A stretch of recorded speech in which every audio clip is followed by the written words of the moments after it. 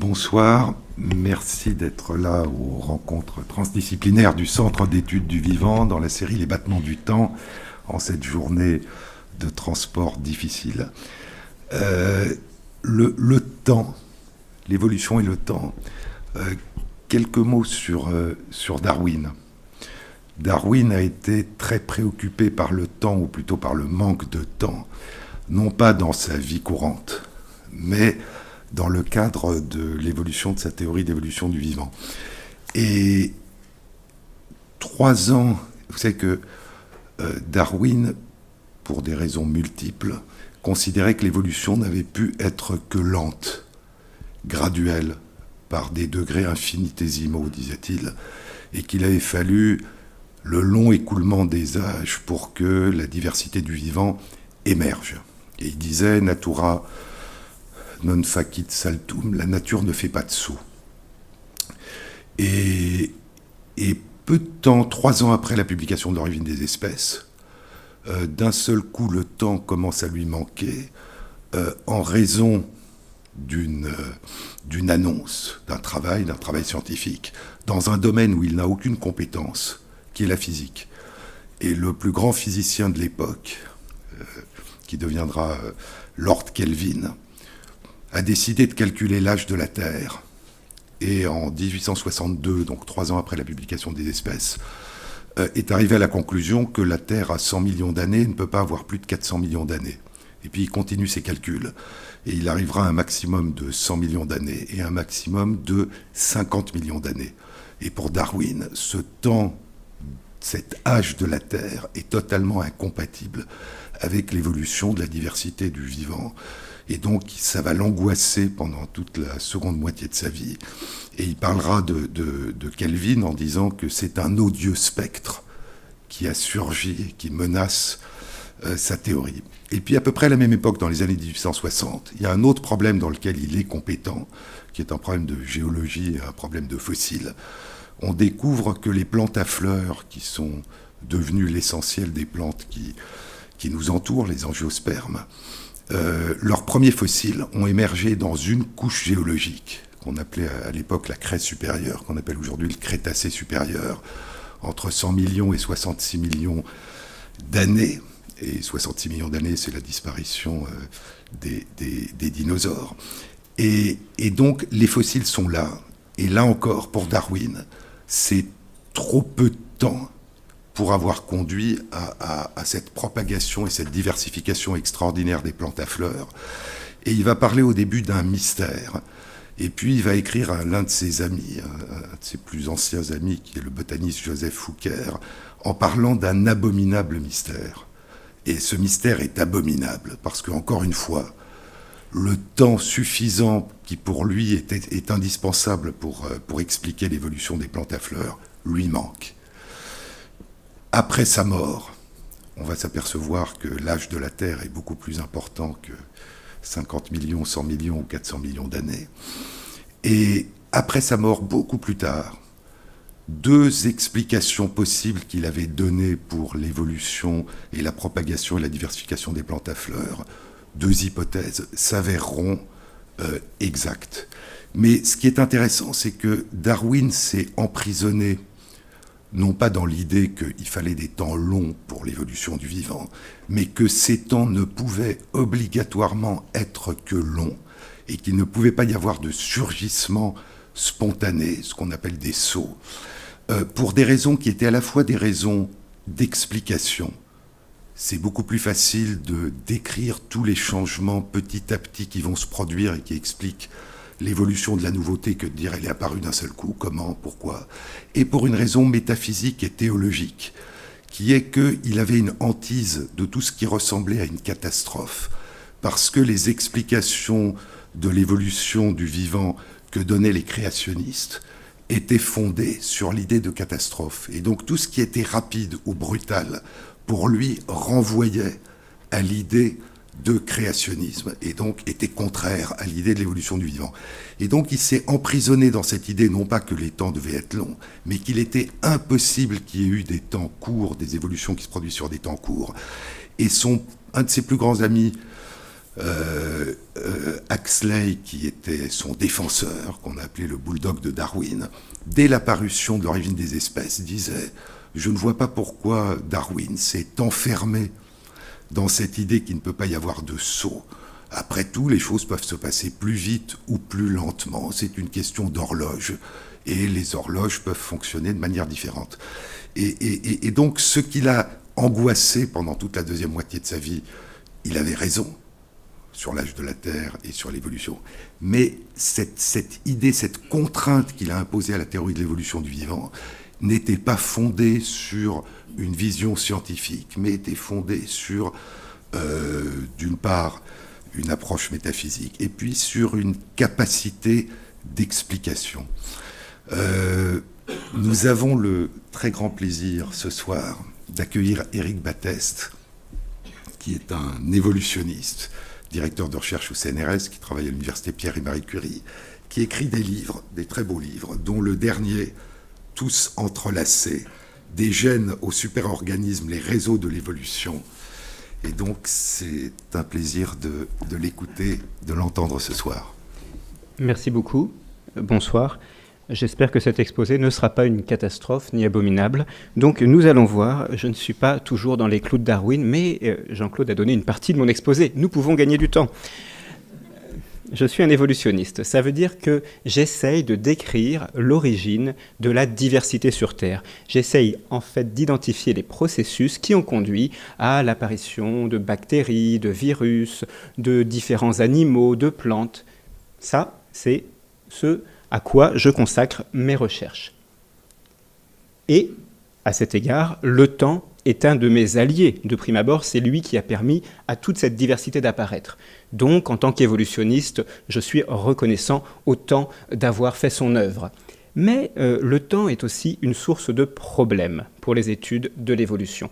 Et c'est ce que je vais vous raconter aujourd'hui, en tenant un propos qui, somme toute, ne sera pas très original, à mon avis, pour quelqu'un qui parle d'une science historique. Ce que je vais raconter sur le temps, un spécialiste étudiant une autre discipline pourrait le dire également en grande partie, je pense.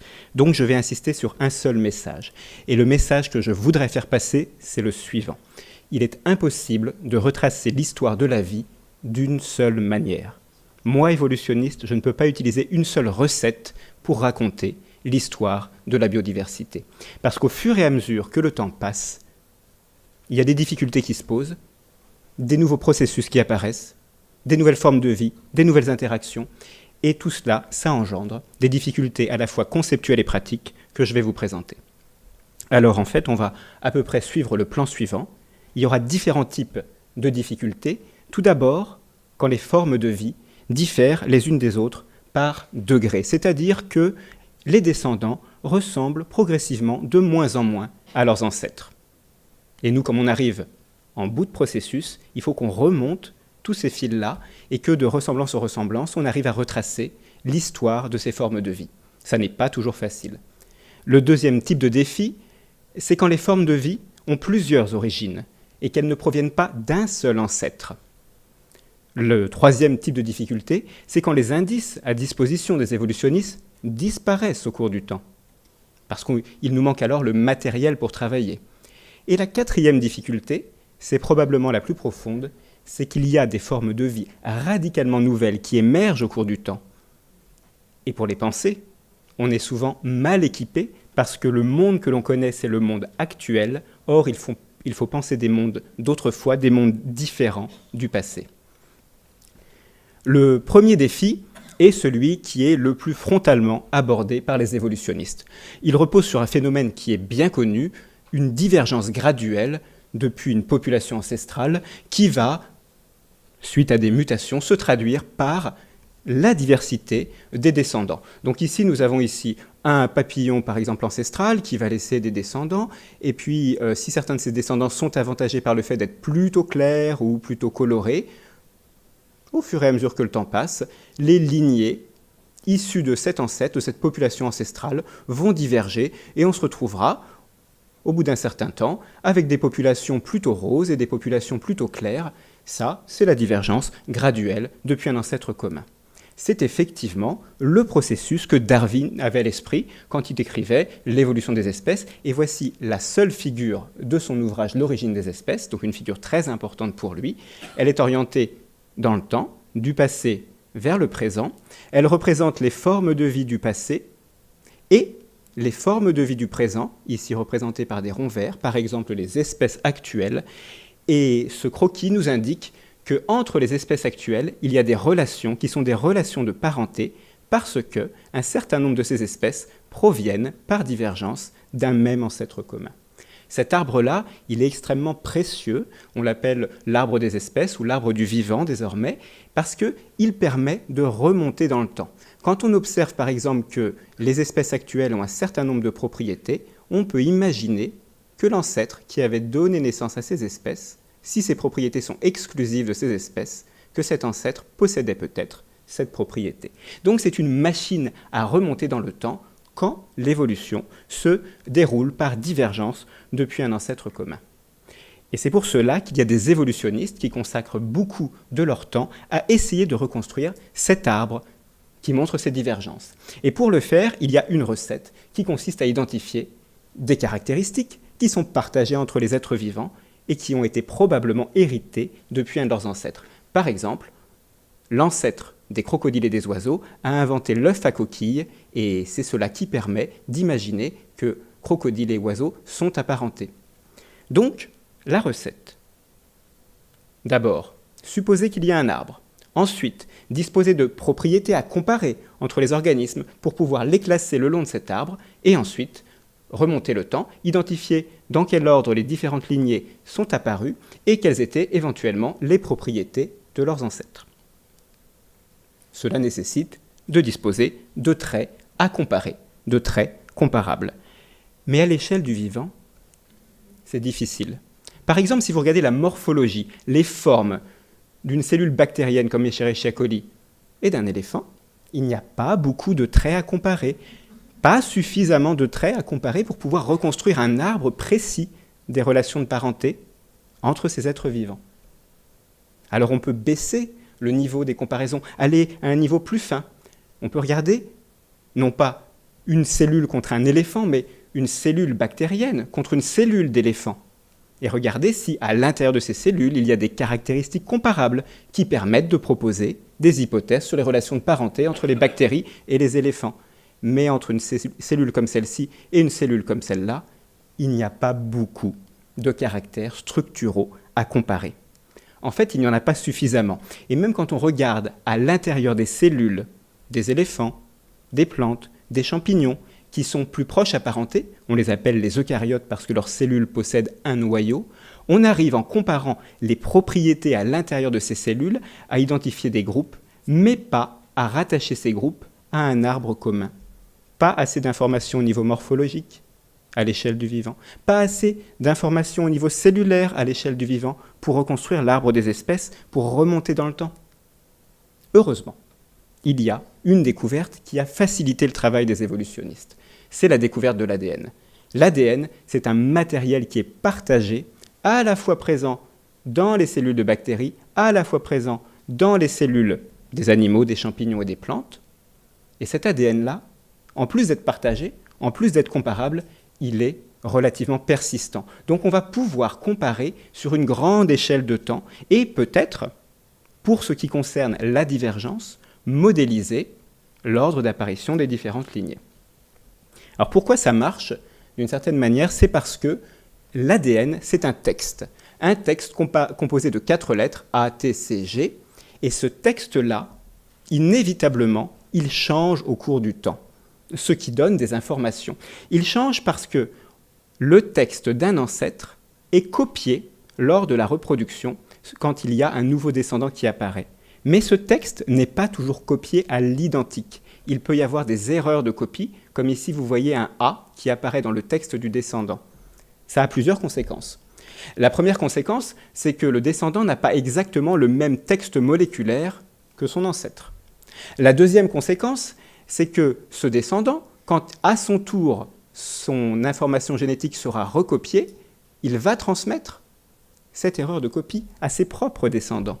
Donc, au fur et à mesure que le temps passe, il y a des groupes d'organismes avec des textes singuliers, mais qui partagent en commun certaines propriétés, le fait d'avoir les mêmes erreurs de copie quand ils avaient les mêmes ancêtres.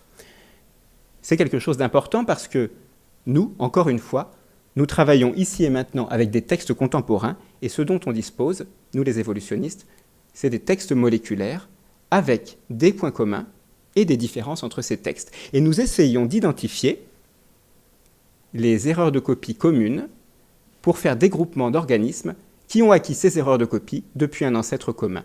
Par exemple, ces deux petits bâtonnets verts qui sont des bactéries proviennent d'un ancêtre chez lequel un A s'est substitué à un T. Voilà le type d'inférence que l'on peut faire pour raconter l'histoire du vivant. En fait, il y a plus de molécules à notre disposition que l'ADN. On peut utiliser également les ARN et les protéines, mais je n'entrerai pas dans ces détails. Simplement, je mentionne le fait qu'il y a différents types de textes moléculaires parce que la découverte fondamentale dont je vais vous parler a été faite en comparant des textes d'ARN. Elle a été faite par Carl Woese en 1977 et par la suite, il a reçu l'équivalent du prix Nobel de biologie évolutive. Évidemment, il n'y en a pas, mais c'était un des grands monsieur de la discipline, et il a reçu ce prix parce qu'il a pu faire une hypothèse révolutionnaire sur le passé et les relations entre les formes de vie. En comparant les textes moléculaires des ARN, il s'est aperçu qu'un très grand nombre de micro-organismes avaient un texte qui permettait de les associer à un groupe, les bactéries, tandis que d'autres organismes avaient un texte que personne n'avait jamais vu avant, qu'aucun évolutionniste n'avait lu avant. Et par conséquent, Carl Woese a pu mettre en évidence un nouveau groupe de micro-organismes qu'il a appelé les archées. Avec ses travaux, en comparant des textes moléculaires, l'évolution a fait un pas. On a maintenant l'idée, après ces travaux, qu'il y a 3 grands groupes d'êtres vivants. Des bactéries, qui sont des organismes unicellulaires, qui peuvent ressembler à des petits pois ou des suppositoires, des archées, qui sont aussi des organismes unicellulaires, et les eucaryotes, groupe auquel nous nous rattachons. Ce qui était intéressant dans les travaux de Woese, c'est que notre groupe, celui auquel nous appartenons, était supposé être un proche parent de ce nouveau groupe que Woese avait découvert. Et donc, la découverte des archées nous permettait de remonter dans le temps et de dire quelque chose au sujet d'un de nos lointains ancêtres. Voilà un usage de la comparaison des molécules qui se trouvent dans tous les êtres vivants et qui nous permettent de raconter un certain nombre de choses au sujet de leur histoire. Mais ces approches qui comparent les textes moléculaires ont quand même plusieurs prérequis. D'abord, il faut que les textes moléculaires soient suffisamment informatifs, qu'ils contiennent assez d'erreurs de copie pour pouvoir comparer et classer tous les êtres vivants. Et ensuite, il faut que les inférences que l'on fait soient fiables. C'est-à-dire que quand on a la même lettre dans l'ADN, à la même position, un A en commun entre 2 organismes, il faut que ce A ait été hérité d'une invention d'un ancêtre commun et que ce ne soit pas simplement le fait d'erreurs de copie indépendantes ou d'autres processus ou le hasard. Et par conséquent, en comparant les textes, on est passé d'une situation où il y avait un optimisme considérable qui régnait chez les évolutionnistes. Par exemple, voici maintenant une version plus détaillée de l'arbre du vivant, les bactéries, les archées, et ce groupe auquel nous appartenons, les eucaryotes, auxquels je ferai plusieurs fois allusion. Et au début des inférences, on avait l'impression que les différents grands groupes d'eucaryotes étaient apparus successivement, les uns après les autres, comme les barreaux d'une échelle. En quelques années seulement, en réfléchissant sur les méthodes, les limites de ces méthodes, on est passé de cet optimisme où on pouvait produire un ordre raisonné d'apparition des lignées au doute, où les gens ne savaient plus dans quel ordre les lignées eucaryotes étaient apparues. Et depuis, les débats sont ininterrompus. On a la méthode, on sait qu'on doit la perfectionner, on a le but quand on considère qu'on veut utiliser la propriété de divergence depuis un ancêtre pour aller, nous évolutionnistes, jusqu'à l'objectif, la reconstruction de l'arbre du vivant. Donc il faut ici une méthode qui sache comparer des textes moléculaires, qui sache proposer les bons arbres. Or, je vais faire plusieurs remarques à ce sujet. La première remarque, c'est que ces méthodes sont assez contraintes. Et notamment, est-on capable de voir assez loin dans le temps ? Ce que font les évolutionnistes, c'est qu'ils comparent des textes qui se ressemblent, mais qui varient un peu. Mais quand des textes sont franchement différents, comment comparer des textes franchement différents avec des textes d'organismes déjà connus?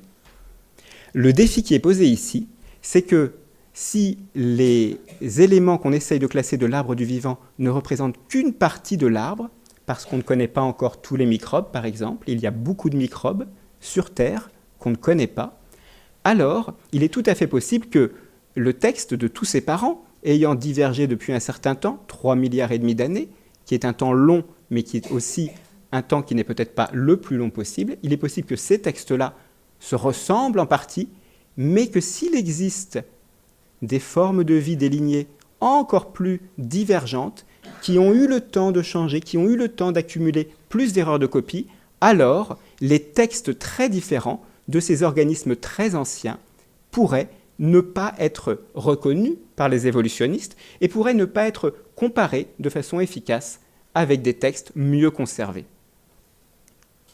Et ce n'est pas de la science-fiction. Les textes que nous utilisons jusqu'à présent pour construire les arbres du vivant sont les textes provenant d'organismes, les animaux, les champignons, les plantes, et de microbes que l'on peut cultiver en laboratoire. Et cela représente une infime portion de la diversité dans le monde vivant. En fait, il y a des estimations qui nous disent que parfois, dans un environnement donné, moins de 1% des microbes qui s'y trouvent peuvent être cultivés en laboratoire. Donc, nous ne pouvons pas à la fois voir ces microbes, les faire pousser, obtenir leurs textes moléculaires et les classer, parce que dès que nous capturons ces microbes, ils meurent en laboratoire. Donc, il faut obtenir les textes de ces microbes directement dans la nature. Et effectivement, les évolutionnistes ont échantillonné et disposent d'un très grand nombre de textes moléculaires étranges qui ressemblent peu ou pas aux textes déjà connus. Et donc la question qu'on peut se poser, c'est y a-t-il parmi ces textes des textes moléculaires qui signent la présence de formes de vie encore plus anciennes que celles que Woose avait pu classer dans son arbre? Pour cela, il faut utiliser d'autres méthodes pour le voir, des méthodes qui rattachent des textes très différents à des textes connus. Et ces méthodes font cela en passant par des chaînons intermédiaires. Voici le texte d'un microbe connu. Je suis une bactérie, nous dit ce texte. Et on peut le comparer avec les textes obtenus dans l'environnement. Ce texte ressemble à cet autre texte. Il y a une mutation, un changement.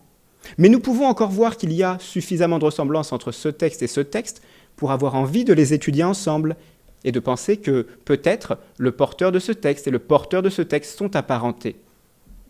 Mais quand on cherche ensuite, depuis la séquence intermédiaire, s'il existe un autre texte qui lui ressemble suffisamment, avec une mutation de différence, on peut trouver maintenant qu'il y a effectivement des ressemblances fortes entre ce texte d'un microbe inconnu et ce texte d'un microbe inconnu. En revanche, depuis le texte de départ et le texte en bout de chaîne, il y avait trop de différences pour que nos méthodes arrivent à voir que je suis une bactérie et je suis une vacherie sont deux textes apparentés. Ces méthodes-là fonctionnent en introduisant des liens entre des textes qui se ressemblent, mais qui, le long d'un chemin, se ressemblent de moins en moins. Et donc la question qui se pose, quand on a de tels réseaux, qui donc ne sont pas ici des arbres, qui sont construits, c'est y a-t-il des liens cachés entre les microbes connus, les trois grands groupes identifiés par Carl Woese, et éventuellement des microbes de l'environnement qui sont porteurs de textes extrêmement différents, parce que peut-être très anciens. Alors quand on étudie ça au laboratoire, on part d'un certain nombre de textes représentés ici par des petits ronds. Quand ce sont des ronds verts, ce sont des textes de bactéries. Quand ce sont des ronds jaunes, ce sont des textes d'archébactéries. Et on regarde dans l'environnement s'il y a des textes qui leur ressemblent. Et tous les ronds oranges sont des vrais textes de l'environnement qui leur ressemblent, mais qui sont très très différents. Plus différents que les textes de bactéries et d'archées ne sont en moyenne différents entre eux. Ça veut dire qu'il y a des groupes entiers de textes moléculaires dans l'environnement qui sont portés par des microbes qu'on ne connaît pas, qui sont apparentés aux microbes qu'on connaît, mais qui sont très différents. Le plus excitant serait que, en plus des trois domaines décrits par Woese, les bactéries, les archées et les eucaryotes, il existe encore à découvrir dans l'environnement des domaines du vivant supplémentaires, des grands groupes d'organismes très anciens, parce que cela nous permettrait de remonter encore davantage dans le temps. En fait, ce que j'ai dit ici, c'est qu'avec la recette de la divergence depuis un ancêtre commun, à un moment donné, parce que les différences s'accumulent, on n'est plus capable de savoir si deux textes sont apparentés ou ne sont pas apparentés, et donc on n'est pas capable de savoir si on est remonté assez loin dans le temps. Pour l'instant, il n'est absolument pas prouvé qu'il y ait plus que ces trois grands domaines. Nos travaux dans mon laboratoire suggèrent des résultats compatibles avec l'existence de domaines additionnels, mais cela n'est pas encore prouvé. Autre contrainte sur les approches qui utilisent la divergence depuis un ancêtre commun et les arbres pour modéliser l'évolution, et c'est celle que Jean-Claude a exprimée. C'est une autre contrainte. Quand l'histoire est plus complexe que la divergence depuis un ancêtre, il va falloir utiliser d'autres modèles. Et c'est pour cela qu'il y a au moins deux écoles au sein de l'évolutionnisme. Vous voyez, on regarde la même réalité, les phénomènes de l'évolution, la biodiversité actuelle, et on essaye de décrire son origine. Et puis, il y a certains évolutionnistes qui voient ça d'une certaine manière, il y a d'autres évolutionnistes qui voient ça d'une autre manière. Pour être plus précis, il y a certains évolutionnistes qui cherchent un arbre du vivant, ce que je vous ai raconté, mais on ne sait pas s'il remonte assez loin dans le temps, et il y a des évolutionnistes qui cherchent un réseau de tout ce qui évolue, dans lequel les lignées se marient et se mélangent. Et c'est une approche très différente de la première. Vous voyez, pour construire un arbre, en fait, essentiellement, on utilise ce morceau, ce patron. Un ancêtre, par divergence, donne deux lignées descendantes qui varient aux mutations près. Le schéma renversé, deux ancêtres, en se fusionnant, en alliant leur matériel génétique, donne naissance à une lignée hybride chimérique. C'est un arbre, le plus petit arbre que vous pouvez imaginer. C'est un réseau, le plus petit réseau quasiment que vous pouvez imaginer pour ce type d'événement. Ce sont deux motifs très différents. Et dans un arbre, ce motif-là ne peut pas être inclus, parce que dans un arbre, il y a toujours un descendant qui donne plusieurs ancêtres, mais pas plusieurs ancêtres qui donnent un descendant. Ça signifie que un des processus qui n'est pas étudié naturellement ou facilement avec un arbre, c'est la divergence par saut, dont parlait Jean-Claude. Cette divergence qui implique non pas un ancêtre, mais plusieurs ancêtres pour fabriquer un descendant. Il y a beaucoup de biologistes qui considèrent que l'ADN, les gènes, voire les organismes se fusionnent et se mélangent au cours du temps. Il y a des théories qui ont reçu des noms pour cela. Vous êtes ce que vous mangez. Un prédateur, unicellulaire le plus souvent, consomme une proie et en récupère des instructions et devient un prédateur chimérique. Vous êtes votre environnement. Les voisins récupèrent l'ADN de leurs voisins, particulièrement chez les bactéries, et progressivement se transforment les uns les autres, pas simplement d'ancêtres à descendants, mais entre voisins. C'est ce qui est particulièrement bien décrit dans la littérature de microbiologie au sujet des voyages de gènes. Vous voyez ici une cellule bactérienne, une autre cellule bactérienne et différents types de véhicules, ici les virus, qui transportent l'ADN d'une cellule à une autre. Et il y a un autre type d'événement qui résulte de mariage de lignées. C'est un terme un peu technique, ça s'appelle l'endosymbiose. Ce terme reflète le fait qu'une cellule libre se retrouve, au fur et à mesure du temps, captive, capturée à l'intérieur d'une autre cellule. L'endosymbiose, c'est un emboîtement. Et vous voyez ici sur ce schéma une bactérie bleue libre, une archée rose. La bactérie bleue rentre dans l'archée. Il se passe tout un tas de choses. Les gènes des descendants de la bactérie bleue captivent et les gènes de l'archée se mélangent, et progressivement, par ces mélanges de gènes, l'hôte archée devient une nouvelle forme de vie. Les deux termes sur lesquels je souhaite insister ici, c'est endosymbionte, ça traduit le fait que des formes de vie libres se retrouvent maintenant incluses à l'intérieur d'autres formes de vie, et le terme d'hôte. L'hôte est celui qui inclut l'endosymbionte. Il y a une théorie, il y en a plusieurs, qui explique que les eucaryotes, le troisième grand groupe de Woose, celui auquel nous appartenons, vous avez dit il y a 3 grands groupes dans le vivant, les bactéries, les archées, les eucaryotes, parce qu'avec la divergence depuis un ancêtre et avec des représentations en arbre, on va d'un ancêtre à différents descendants, ce croquis-là évolue, et avec les théories de l'endosymbiose, il n'y a plus 3 domaines du vivant ancien, il y a 2 domaines anciens, les bactéries et les archées, maman et papa, qui fabriquent un descendant, la cellule eucaryote, une nouvelle forme de vie. Ce schéma-là est très différent de ce schéma-là. L'endosymbiose ici, c'est la bactérie qui rentre dans une archée qui donne naissance aux eucaryotes. Pourquoi je vous raconte ça ? Parce que ce type de mécanisme-là, qui donne naissance à la cellule qui est notre ancêtre, se reproduit encore et encore, cette endosymbiose, pour donner naissance aux algues et pour donner naissance aux plantes. Dans le cas des plantes, vous avez, et dans le cas des algues, un autre eucaryote qui capture une bactérie qui a la capacité d'utiliser les rayons lumineux pour faire de l'énergie, et qui devient donc, cette hôte eucaryote ayant capturé une bactérie, une nouvelle forme de vie, capable d'utiliser les rayons lumineux. Mais l'histoire peut aller plus loin. Cette hôte peut à son tour devenir le symbionte d'un autre hôte qui le capture. Et on a ainsi des emboîtements durant l'évolution des eucaryotes. Ces emboîtements-là, pour en rendre compte, on a besoin d'un autre type de formalisme.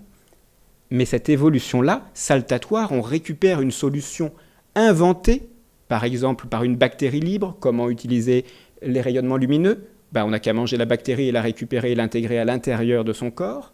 C'est une évolution saltatoire parce que d'un coup, un certain nombre d'instructions, un certain nombre de propriétés se retrouvent à l'intérieur d'une lignée qui ne les possédait pas préalablement.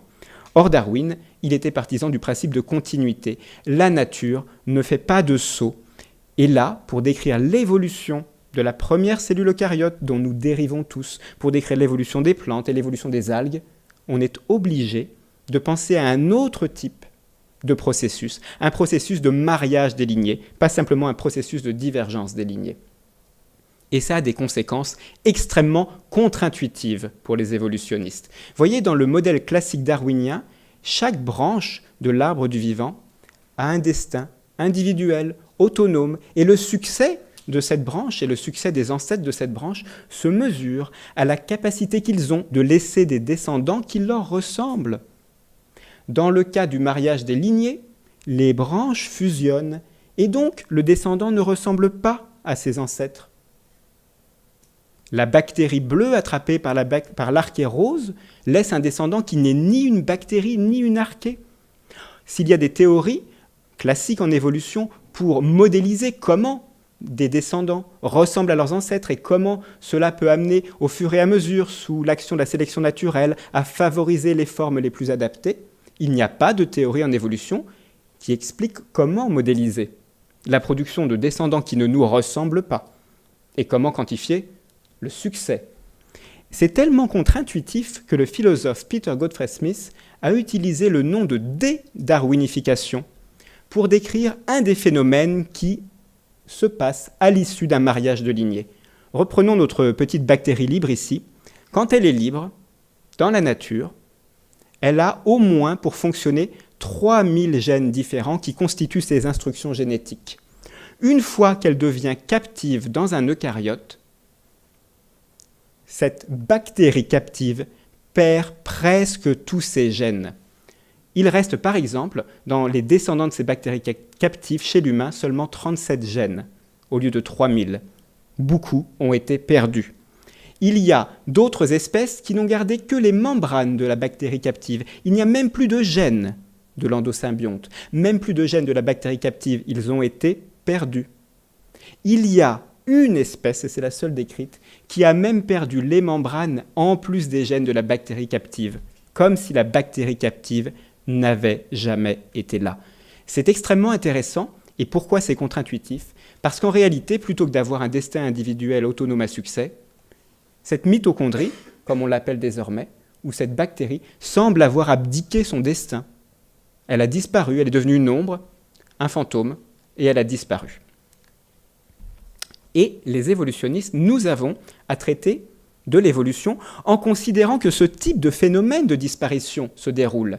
Voilà un scénario réel qui a été proposé, donc un scénario hypothétique, puisque c'est un scénario, mais qui a été vraiment, réellement proposé par des évolutionnistes. Voici un eucaryote qui a un noyau dans lequel il y a ses instructions génétiques, c'est comme ça qu'il fait fonctionner sa cellule, qui un jour capture une algue rouge. Capturant cette algue rouge, qui devient son symbionte, cet eucaryote se transforme en algue rouge à son tour. Parce que, ayant ce symbionte, cet eucaryote est capable d'utiliser les rayons lumineux. C'est une algue de seconde main, une algue rouge de seconde main. Mais l'histoire ne s'arrête pas là. Cette algue rouge de seconde main capture un jour une autre algue de couleur brunâtre, et récupère à l'intérieur de sa membrane, dans son corps de cellules, l'endosymbionte brunâtre et des gènes brunâtres pour faire fonctionner cet endosymbionte brunâtre. Donc on avait ici une algue rouge de seconde main avec un endosymbionte rouge et puis des gènes d'endosymbionte rouge qui faisaient fonctionner cet endosymbionte rouge qui est devenu au cours du temps une forme de vie avec un endosymbionte brunâtre et des gènes brunâtres. Cette transformation s'est donc accompagnée d'au moins 2 pertes.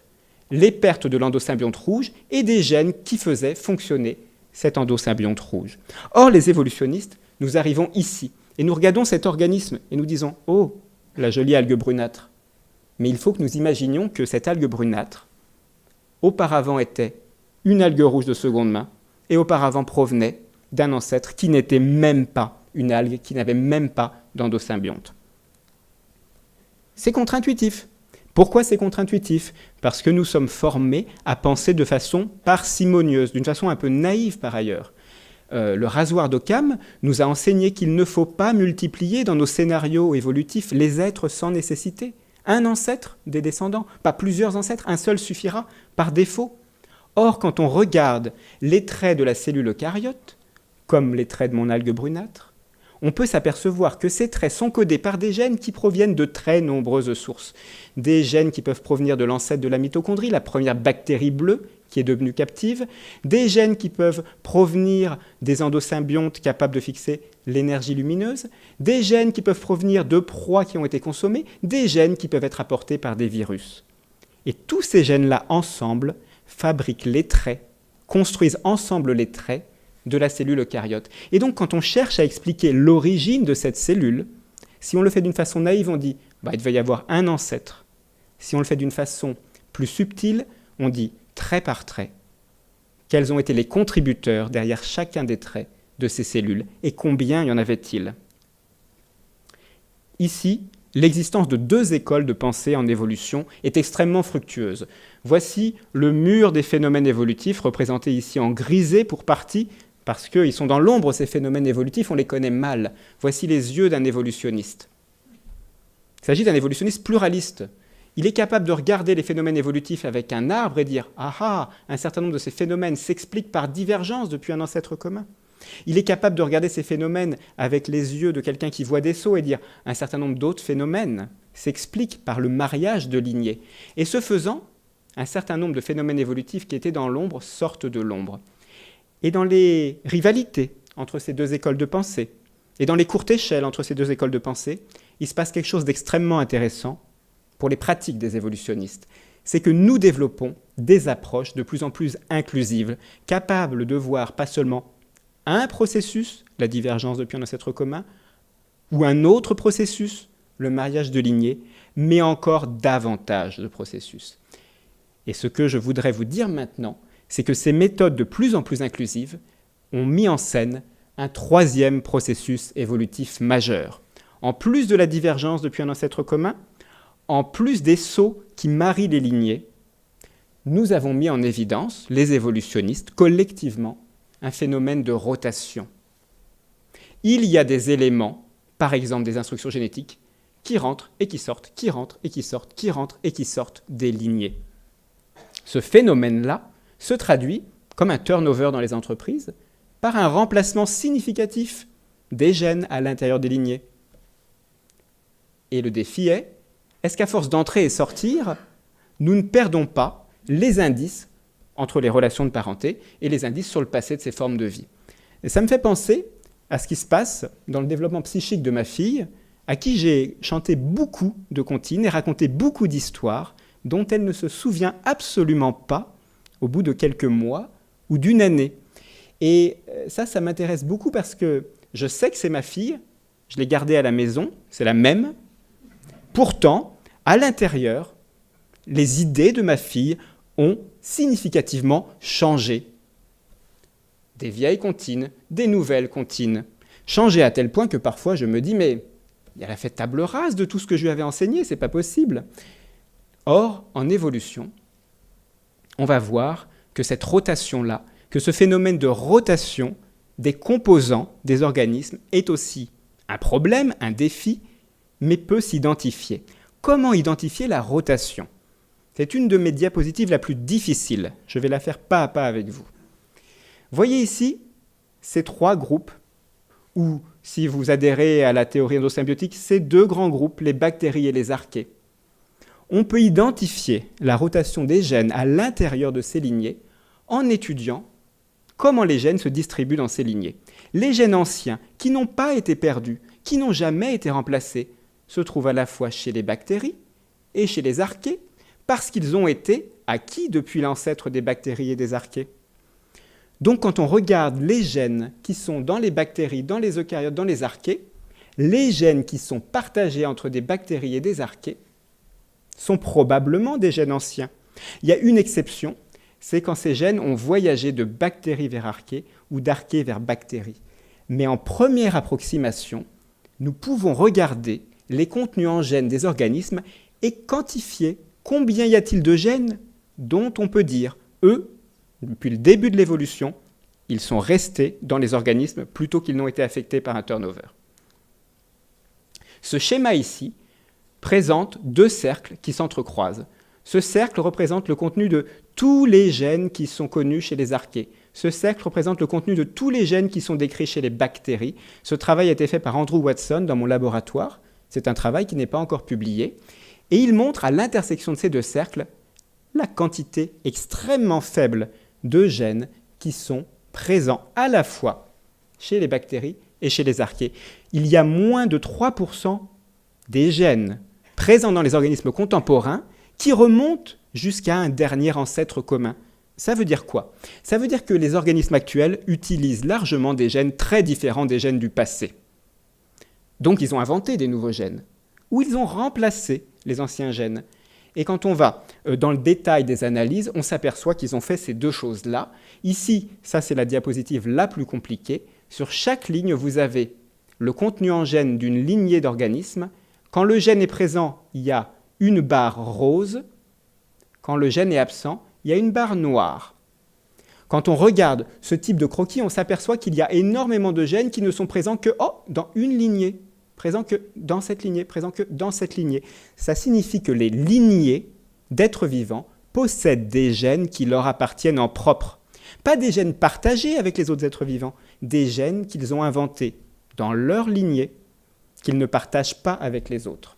Les seuls gènes qui sont partagés entre plusieurs lignées sont avant ce trait rouge, et en proportion, il y a beaucoup moins de gènes partagés entre plusieurs lignées que de gènes exclusifs présents chez une seule lignée.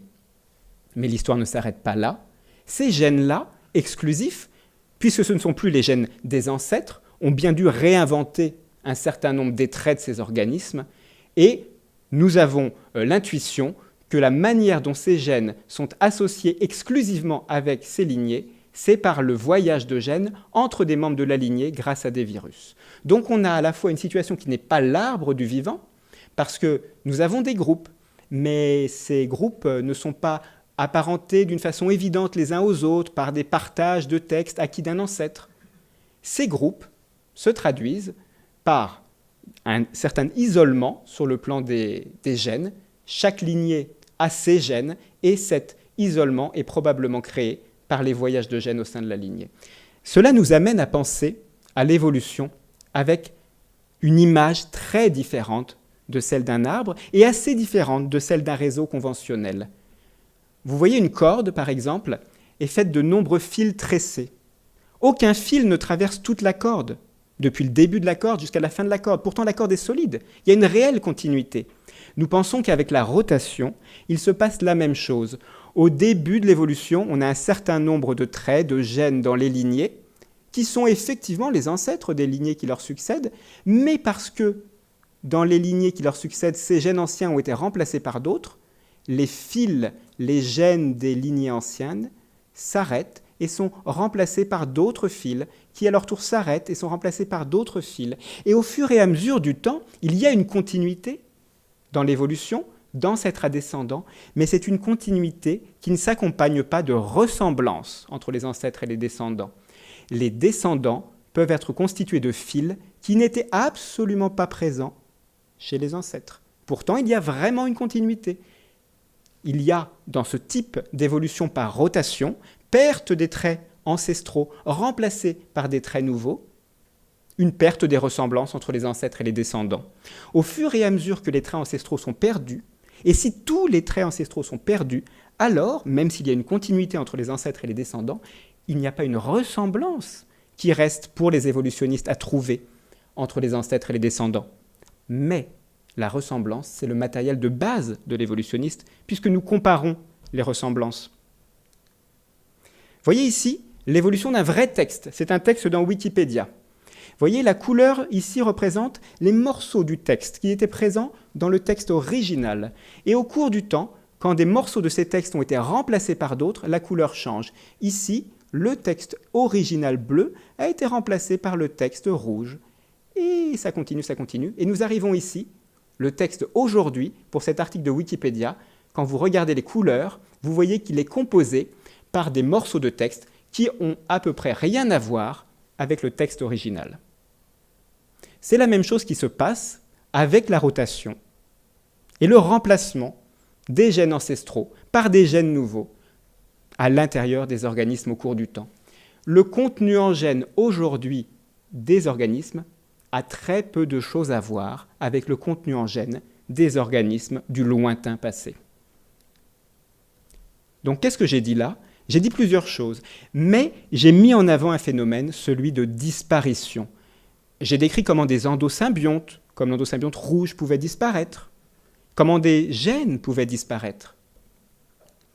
Et c'est ici une conséquence assez intéressante d'un point de vue philosophique. Même les gènes ne résistent pas forcément bien au temps.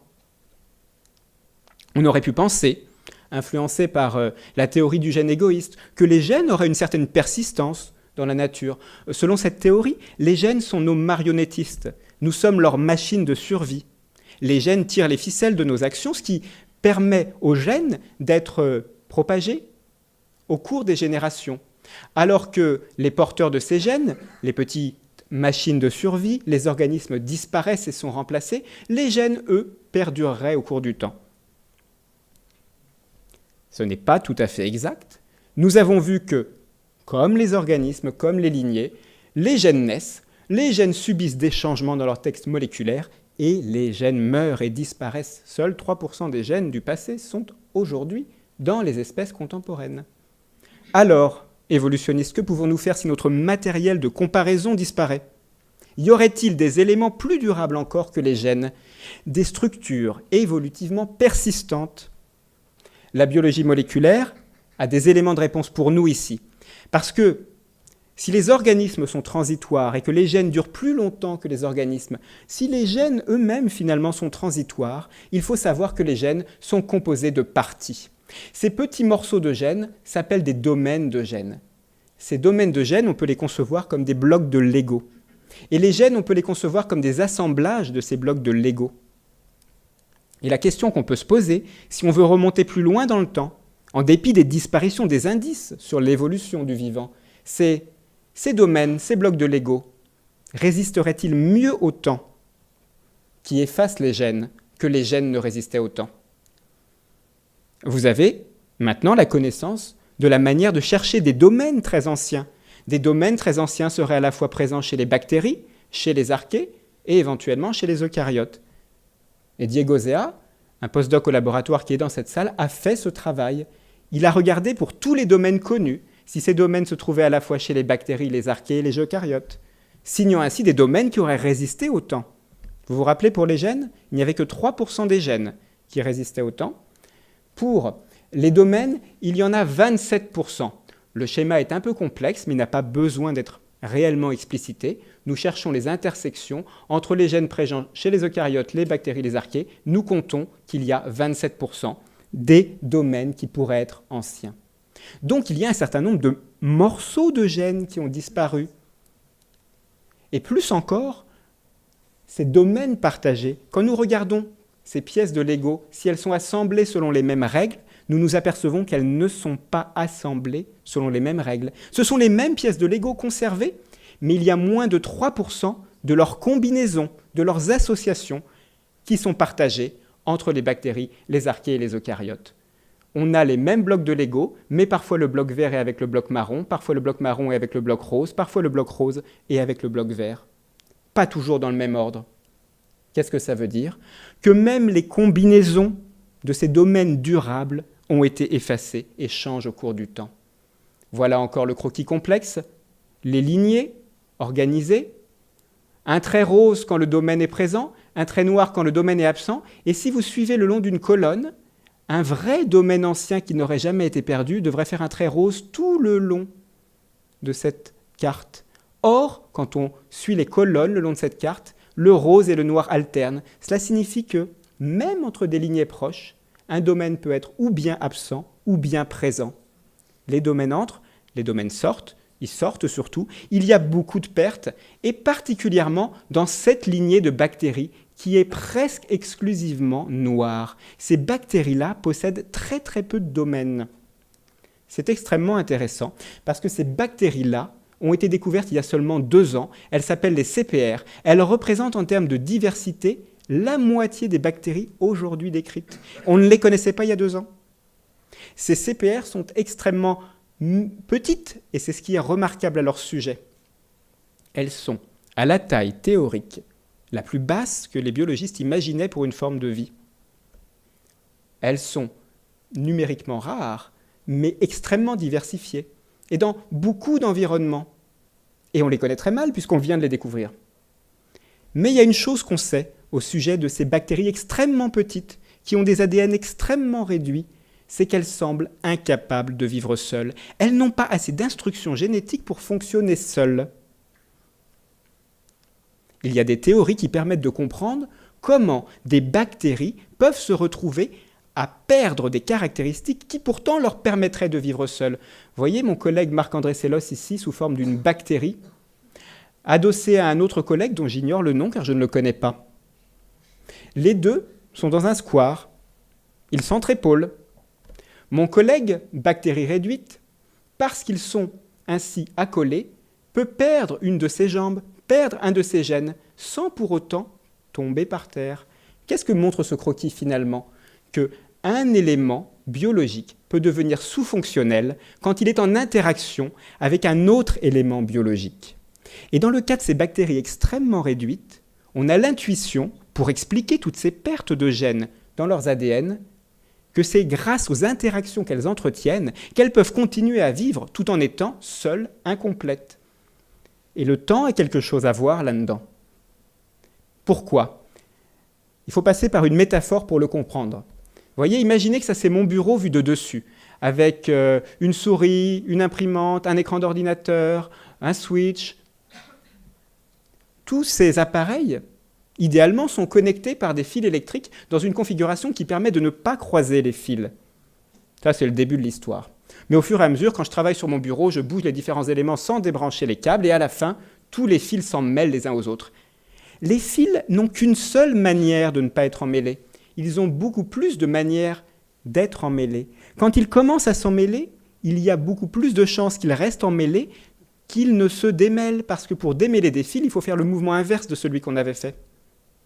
Et donc, si on imagine maintenant les différentes lignées du vivant, d'abord bien séparées, c'est une vue de l'esprit, indépendante, quand elles commencent à s'entrecroiser, si elles commencent à s'entrecroiser, il est très difficile de les démêler, parce qu'il y a beaucoup plus de manières pour elles de s'emmêler, et une seule manière de se démêler. Dans le cas de mon collègue, il n'y aurait qu'une seule manière de récupérer son autonomie relative. Ce serait qu'il regagne sa jambe, ce serait qu'il regagne le gène qu'il a perdu. Mais la probabilité de continuer à avoir des mutations, qui détruisent des gènes est plus grande que la probabilité de récupérer le gène qu'on avait perdu. Donc au fur et à mesure que le temps passe, il y a un mécanisme de cliquet.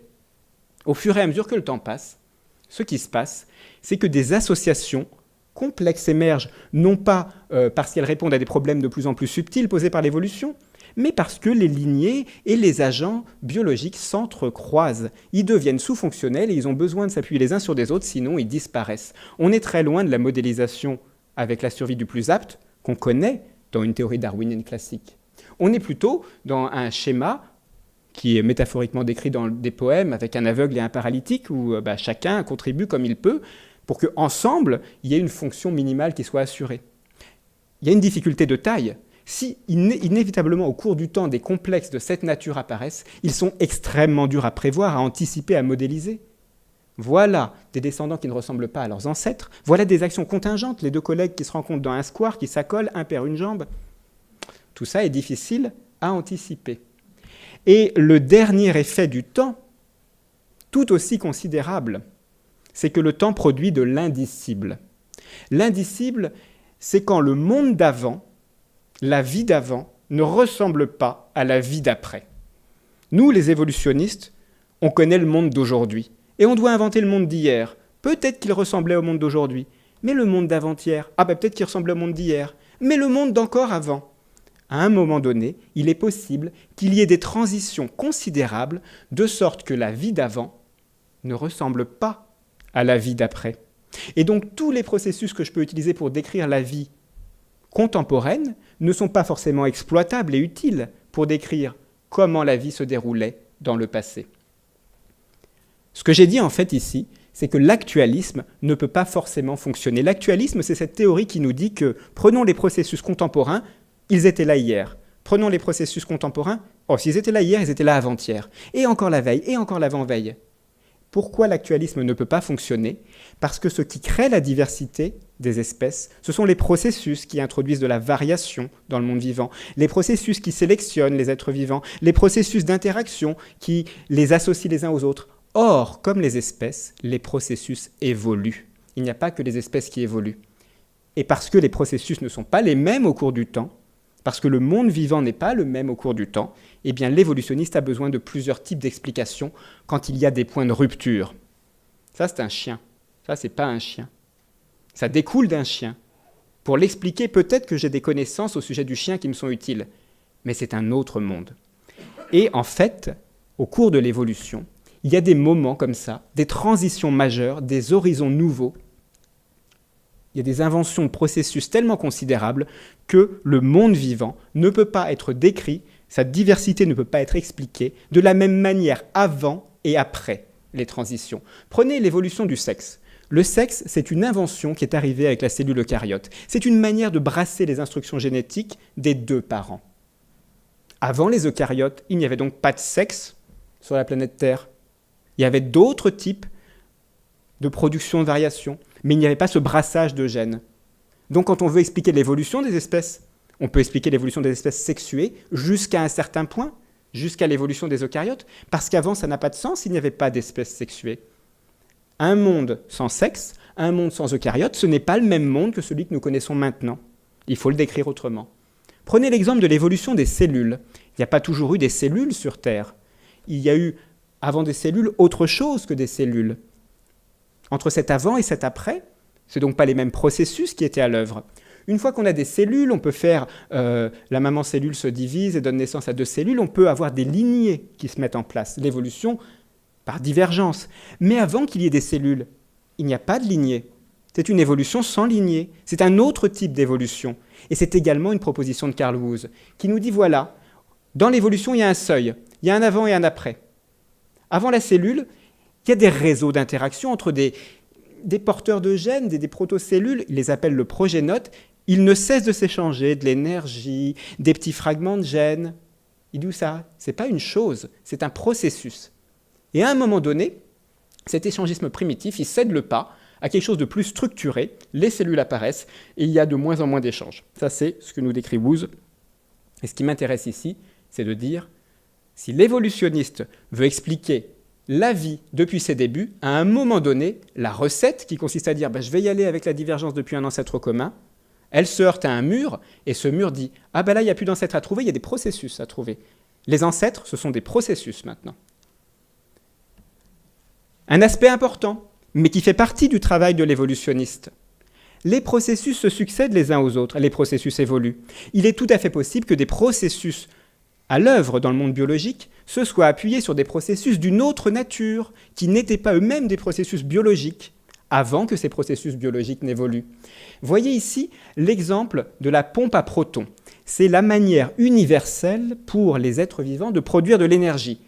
Les cellules font sortir les protons, le proton rentre, ça fait tourner une turbine, ça produit de l'énergie. Pourquoi tous les êtres vivants utilisent la pompe à protons pour produire de l'énergie ? Une hypothèse, faite par des collègues, c'est de dire qu'au début de l'histoire de la vie serait apparue dans des sources hydrothermales autour desquelles existaient des gradients naturels de protons, les protons sortant de ces sources hydrothermales pour aller vers les eaux environnantes. Donc, la vie aurait pris ici le relais. Un processus géologique, gradient naturel de protons, aurait été remplacé par un processus biologique. Activement, les cellules font sortir les protons, et ensuite, quand ces protons rentrent, ça fait de l'énergie. Ce que je suis en train de dire ici, c'est que si on veut décrire l'évolution, remonter dans le temps, on doit décrire non seulement la diversité des organismes et des espèces, mais on doit également décrire la diversité des processus et des échafaudages entre processus. Ça devient très compliqué. À mon avis, pour cela, il faut, comme Woose le représentait par ses réseaux, transformer l'évolution en une science des réseaux dynamiques, mais c'est une autre histoire. Ce que je voulais dire, en conclusion, c'est que nous, les évolutionnistes, le temps nous force à être pluralistes, à adopter différentes recettes, différentes méthodes pour décrire l'évolution. Pourquoi ? On a vu qu'il y avait différents processus de divergence depuis une population ancestrale ou depuis un ancêtre, processus de mariage de lignées, processus de rotation, processus de cliquet. On a vu que ces différents processus étaient étudiés ou se traduisaient par des métaphores différentes. La divergence s'étudie au moyen d'un arbre. Les sauts s'étudient au moyen de réseaux qui montrent des descendants métis, hybrides, mosaïques. La rotation s'étudie avec la métaphore de la corde. Comment les morceaux se sont succédés les uns aux autres et se traduit éventuellement par beaucoup de disparitions si les morceaux ancestraux sont non pas transformés, mais remplacés par des morceaux nouveaux. Et ce cliquet se traduit par l'émergence de complexes associant des éléments sous-fonctionnels. Chacun de ces processus se traduit aussi par des défis particuliers pour les évolutionnistes. Voit-on assez loin dans le temps quand on regarde des êtres qui divergent depuis un ancêtre commun ? Peut-on utiliser le principe de continuité si la nature fait des sauts ? Peut-on utiliser le principe de parcimonie quand il y a un grand nombre d'ancêtres qui expliquent les traits des organismes ? Peut-on travailler de façon efficace quand les traits sont effacés au cours du temps ? Et peut-on être actualiste si le monde vivant a considérablement changé par moments ? Peut-on modéliser l'évolution de la complexité, non pas comme une forme d'optimisation, mais comme un hasard, une contingence irrémédiable au cours du temps ? Voilà, alors je vous remercie beaucoup pour cette invitation à donner cet exposé. Je remercie particulièrement mes collègues qui ont fait le travail sur la rotation des gènes, Andrew Watson, le travail sur la rotation des domaines, Diego Zea. Je remercie aussi Philippe Lopez, qui est un collègue formidable depuis très longtemps. Si vous voulez en savoir plus, comme a dit Jean-Claude, sur les réseaux, il y a ce livre-là. Sur les voyages de gènes, il y a ce livre-là. Et sous forme d'un roman policier sur la coopération et la compétition, il y a ce livre-là. Je vous remercie.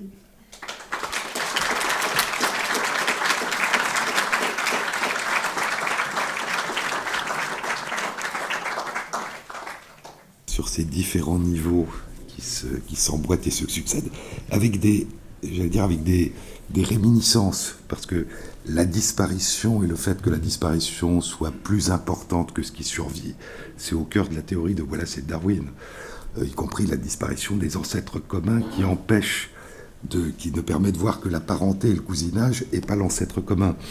Ce que vous disiez sur les modules qui se recombinent de manière différente et qui est fascinant, c'est une des illustrations sous une autre forme qui cette fois est morphologique de Darwin, montrant comment, ce qui est très contre-intuitif à l'époque et surprenant, les os qui constituent une aile d'oiseau, un bras humain ou la main et le bras d'une taupe sont en fait des recombinaisons de modules qui partagent des propriétés communes. Donc, ce que je trouve beau, c'est que c'est une façon de reposer en partie, dans un contexte complètement différent, des questions qui ont travaillé l'évolution du vivant depuis le début, mais dans des contextes qui n'étaient pas les mêmes.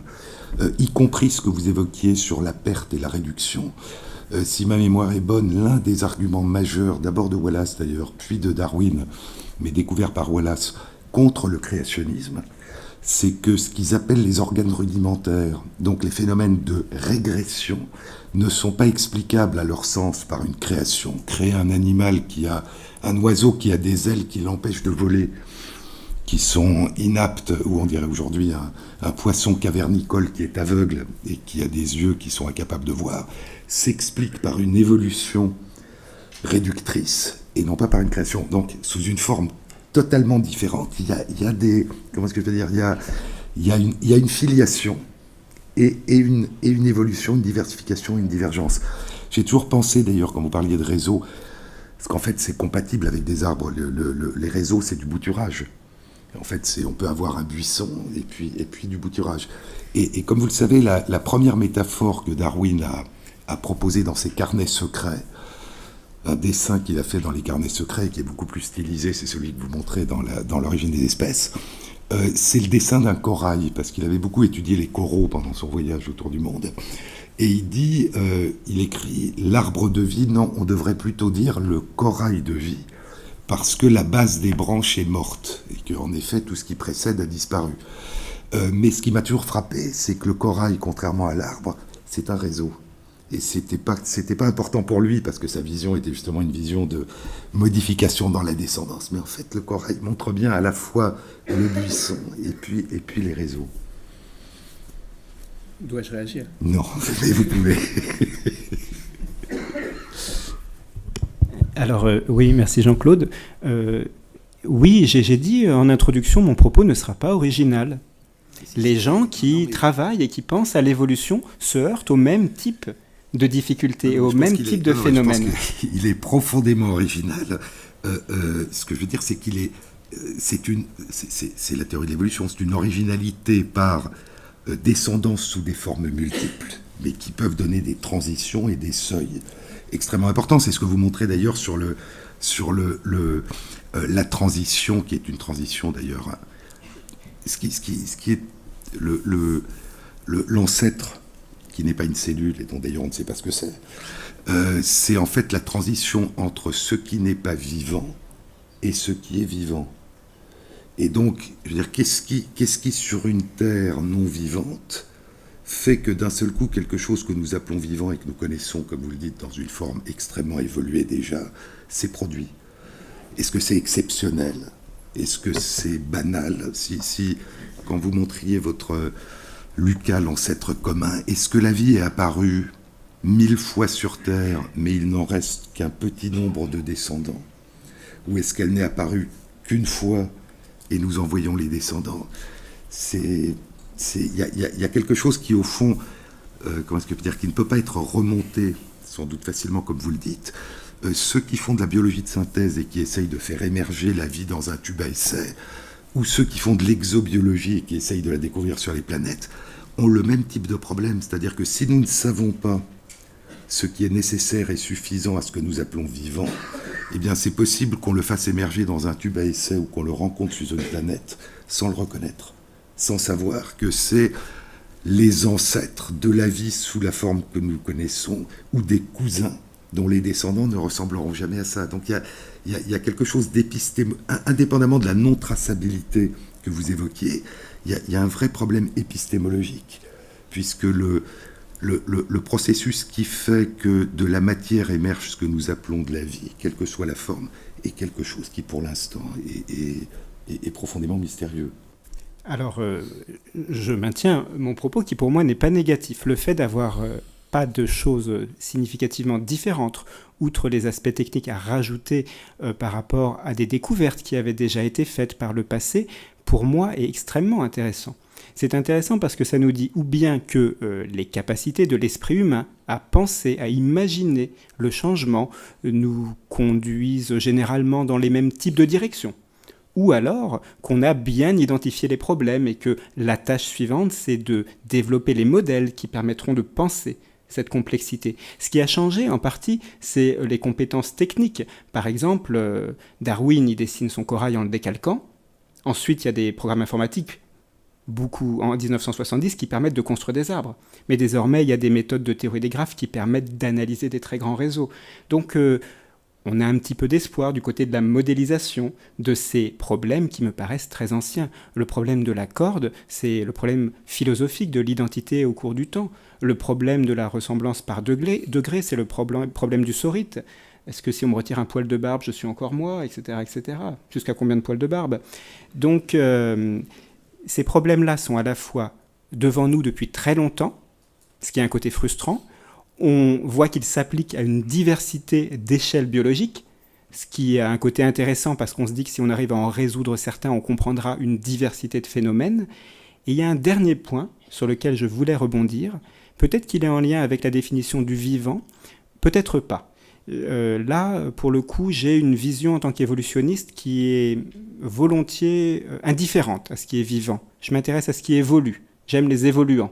Donc je n'ai pas de définition du vivant à proposer, et de façon opérationnelle, ce n'est pas quelque chose qui m'empêche de faire mon travail. Je peux étudier les virus et leurs interactions avec les cellules sans me demander si les virus sont vivants. Mais si je dois décrire l'origine des virus et l'origine des cellules, déjà, curiosité, pourquoi le dire au singulier? Ça peut être les origines. Ça, c'est une différence avec un arbre et autre chose qu'un arbre. Un arbre, il a une racine. D'autres modèles ont plusieurs racines, plusieurs sources. Et les virus peuvent être inventés de façon indépendante, séparée. Donc ces multiples racines d'évoluants, dont les lignées se croisent, peuvent remonter à différents moments dans le temps. Et pour moi, ça, c'est un autre modèle. Tout à fait. Et puis je veux dire, si on imagine qu'une grande partie a disparu, ça n'est que ce qui reste. Je veux dire, il suffit de remonter pas longtemps dans le temps pour s'apercevoir que l'ensemble des lignées humaines et des cousins humains ont disparu en un temps extrêmement court. Et que pendant longtemps, on a cru qu'on était les seuls. Et qu'on découvre un nombre de plus en plus grand, y compris dans nos ancêtres. Donc sur des temps extrêmement courts, de quelques millions d'années, et quand on se plonge dans des temps de ce type, tout ce qui a pu disparaître, y compris dans ce qui est étudiable et comparable, fait qu'il y a quelque chose de comment est-ce que je peux dire, il y a une incertitude sur ce qu'on est en train de reconstituer par rapport à ce qui s'est produit. Et si l'évolution, vous le disiez, nous donne une leçon, c'est qu'en général, il persiste peu de choses de ce qui à un moment existait. Oui.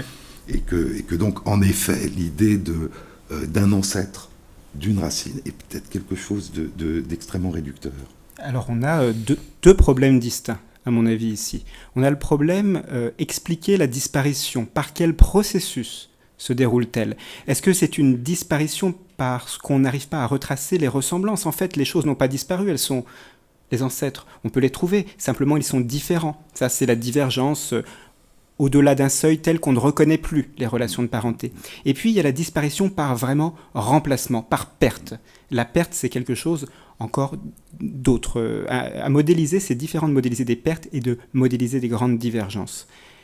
L'autre élément, je l'ai oublié. Voilà, mais je l'ai perdu. En reprenant encore une fois l'exemple assez simple des lignées humaines, la divergence existe, puisque les chimpanzés, les bonobos et nous sommes une divergence à partir d'un ancêtre commun d'il y a 8 à 9 millions d'années. Mais quand vous regardez les pertes, elles sont innombrables. Et donc ceux qui survivent en cousins les plus proches, c'est presque rien par rapport à ce qui a émergé sur cette durée de quelques millions d'années. Donc on peut imaginer que les pertes réelles sont beaucoup plus importantes que les métamorphoses, qui ne concernent que ce qui survit et est capable de se propager. Oui, et j'ai retrouvé mon point, grâce à vous. Merci. Donc, nous les évolutionnistes, on a une seule manière réellement de pouvoir comparer le vivant. C'est de comparer, justement. Or, pour comparer, il faut des choses à comparer. S'il y a beaucoup de pertes, comme vous le soulignez, nous reste-t-il des choses à comparer?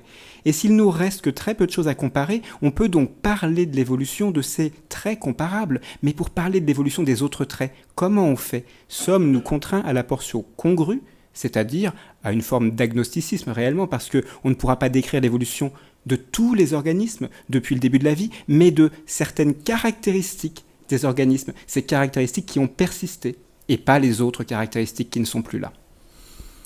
Et puis il y a la question de la profondeur de temps.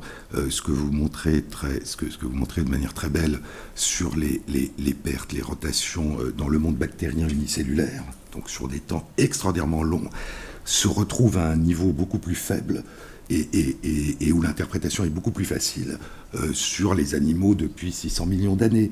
Et donc on est dans deux mondes. C'est intéressant d'ailleurs parce que vous parliez de technique. Il y a quelque chose dans la théorie darwinienne de l'évolution du vivant telle qu'elle est formulée. Darwin n'a quasiment aucune idée du monde microscopique. Il a des descriptions extrêmement poétiques disant que les animaux sont formés d'une myriade de petits organismes qui se multiplient et qui sont aussi nombreux que les étoiles dans le ciel. C'est tout ce qu'il perçoit de la composition cellulaire qui vient d'être découverte. Et donc, c'est une théorie de l'évolution des animaux et des plantes visibles. Et donc, il va y avoir émergence, avec des mécanismes et des modalités différentes, de tout un monde complètement différent, et dont il n'est pas étonnant, au fond, que les modalités d'évolution soient assez différentes de celles qui concernent les organismes multicellulaires. D'ailleurs, c'est intéressant parce que entre les symbioses et les endosymbioses que vous décriviez, la transition du monde unicellulaire au monde multicellulaire est une espèce d'intermédiaire. C'est-à-dire que des descendants de cellules se condamnent à vivre ensemble dans un même corps, ce qui sous une autre forme. Et cette délégation, aucune cellule de notre corps ne peut vivre seule. Et même les cellules germinales qui créent les descendants ne peuvent survivre seules, mais simplement en se fécondant. Donc on retrouve sous une toute autre forme, dans quelque chose qui est beaucoup plus, je dirais, qui est beaucoup moins contre-intuitif, a priori pour nous, qui est l'ensemble des corps formés de cellules, cette transition et ce changement radical de mode de vie à un moment donné. J'avais une remarque, mais si je peux rebondir sur ce que vous avez dit. Il y a ici un aspect très intéressant. Évidemment, quand la théorie de l'évolution se développe, elle se développe d'abord largement dans l'ignorance de la microbiologie. La théorie classique, la théorie néosynthétique, elle est d'abord fondée sur ce qu'on comprend de l'évolution chez les animaux, éventuellement chez les plantes. Elle est donc fondée sur des processus qui sont des processus plus récents que les processus d'évolution qui affectaient les bactéries et les archées.